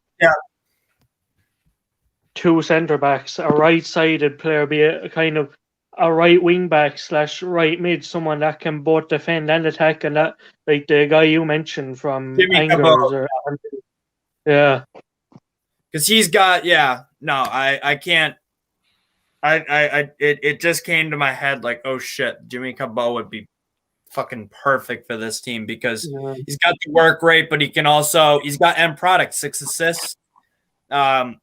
He's in the 90th percentile for, or sometimes even the 98th for tackles and interceptions. And we need a ball winner. We need a ball winner. That's one thing that this team really fucking needs. And I think Zakaria, Dennis Zakaria at Gladbach would be perfect for that. Do you know what I'd quite like actually as a striker? You'll probably be familiar with Steve. How do you pronounce his name? Vekhorst? From Wolfsburg. I mentioned already. I think he scored something like 58 games and 112 appearances for them or something. It's something like that anyway. He's a very good player. Yeah, very, very good player. He's a 1 and 2 striker. Yeah. And he creates a lot as well. And he can. He's almost like it's like a kind of like a poor man's Harry Kane, but that ain't no offense to him. No. Well, listen, if he was to come to Newcastle and have that kind of goal scoring ratio alongside Callum Wilson, I think we'd be happy. It'll help. Joselu has 8 goals in La Liga. Yeah, he plays for Alaves. Yeah, that's La Liga though, isn't it? Kind of. I mean, it's not the league it was. I mean, it shows you the difference, doesn't it? In the got 8 goals. He's got 8 goals in La Liga. Yeah, but think about it. He's with Alaves, and that's where Lejeune is too. So, and they're not going well. Yeah, but Joselu wasn't ever going to really work out. Need a whole new team back. Yeah, we need a whole new backline, center midfield, right winger, attacking midfield, striker too. I would definitely say our top priority though has to be a complete rebuild. Yeah, and we will get one eventually. It's frustrating as hell. So. Do you think it's more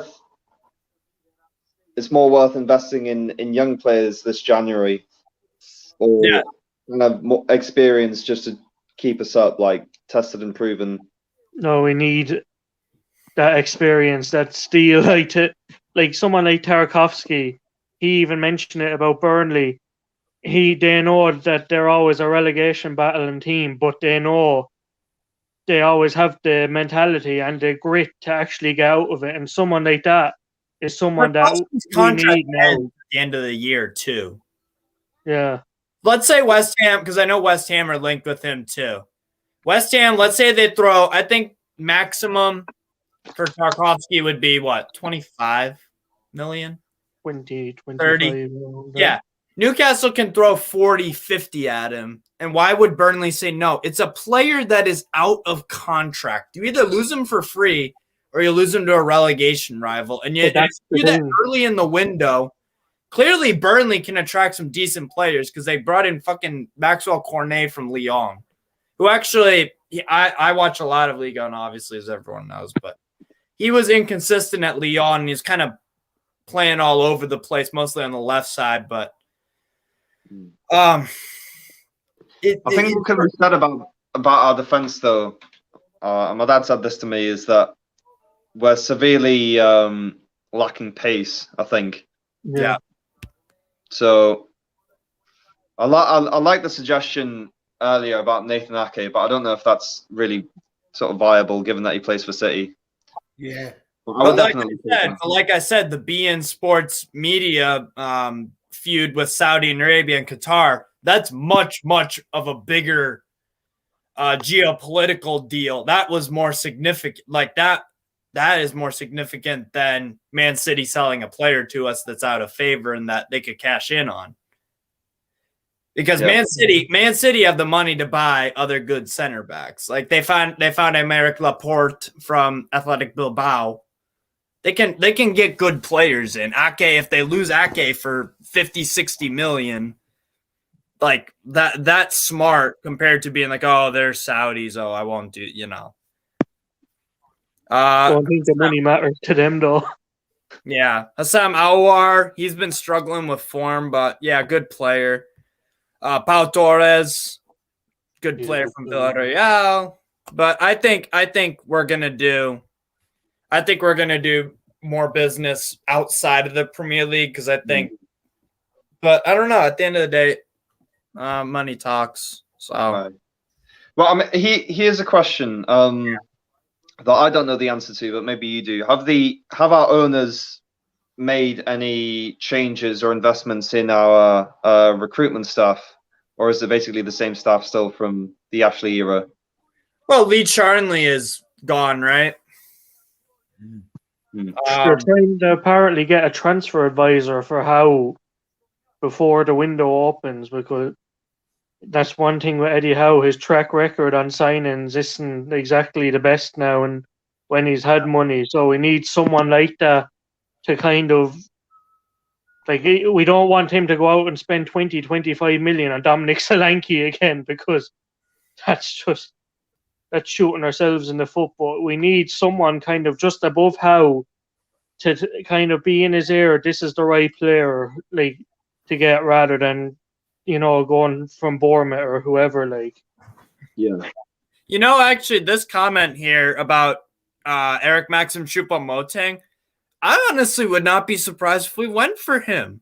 And to be honest, I wouldn't be that mad because he actually has done a decent job at Schalke, PSG, and Bayern München. He doesn't have a lot of play time, but it's almost like a Michy Batshuayi, who anher player I wouldn't mind getting. Actually gets goals for Bayern. Like, I watch Bayern religiously because I'm from there, so they'd be my team with Newcastle, kind of. But Choupo-Moting has surprised me so much, but I don't think he'd leave Bayern, especially when he's getting, like, albeit sporadically getting games, but look, he's getting big money there as it is. He's getting trophies. It's a totally, like, Hosselu, in all fairness, would probably have looked like he's looking good in La Liga. He looked absolutely shocking for us. Choupo-Moting's not a bad shout, but we have to aim higher than him. Yeah. Like, Choupo-Moting this year has, let's see, one appearance in the DFB Pokal, 4 goals, 3 assists. That was against, like, a fifth tier team. But Champions League, 1 goal, 1 appearance. Bundesliga this year, 9 appearances, 3 goals. So that adds up to what? That adds up right now to, let's see, 3 plus 4 plus 1. So 12 and 8. Not too bad. Well, I honestly wouldn't be surprised. Like, I don't know. Would you guys remember him at Stoke? Absolute gash. That's true. Yeah. That's true. I don't know. I wouldn't be mad if we went for Choupo-Moting, though. I really wouldn't, to be honest. It's better than Dwight Gale. Oh yeah, Dwight Gale still plays for us, doesn't he? Unrealistic target, but Jules Koundé looks a decent center half. Absolutely. He was really. I watched some of the Sevilla Athletic Bilbao game yesterday. My God, Bilbao could have had 5 or 6 in the first half. They hit the post twice. Alex Bono had a 1-on-1 save. It was crazy. Sevilla just tried to play out of the back for the first 45 and fucking terrible. Chelsea won Koundé though as a Rudiger replacement, so that's not likely to happen. Definitely not in January, let alone in the future. But we have to be realistic with the targets. Like we need to. Koundé could also go to Man City. I could see Koundé going to Man City, and then they sell Ake to us. That's not really that crazy to think about. And I would take that. Feeder club strategy to avoid PFF and get cheap deals. I agree, actually. That'd be a good idea. Feeder clubs like how Man City have NYCFC, they have Melbourne City, they have France, a lot of clubs. India. Yeah. Or do a deal with Red Bull and pinch players from Salzburg and Leipzig. Nkunku from Leipzig would be an unbelievable signing if we're on the subject of Leipzig. Noah Okafor from RB Salzburg, because he's been, and on the international level too, Noah Okafor has been phenomenal. They finished above Italy in the World Cup qualifying group. Yeah. We're going down, I'm afraid, guys. Yeah. But I'm gonna end the live show now. Kind of drying up a bit, but I'll talk with you guys after. I'm gonna end the live stream. But thanks everyone for watching. 4-0 loss to Leicester. What's before we leave, actually?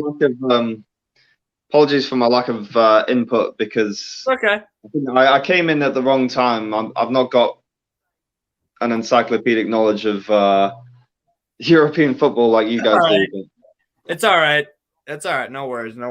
That's why I'm here. That's why I'm here. Yeah, to be fair, nobody's quite got the encyclopedic knowledge of football players like Steve. He is the book of football, basically. So I wouldn't worry about that. I just know 1 or 2. That's about it. What's one word to describe today's match, guys? I'm gonna start off first. I'm gonna say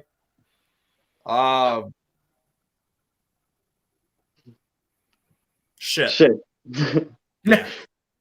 What about you, Connor? Actually, no. My word's lazy. Abysmal for me. Abysmal?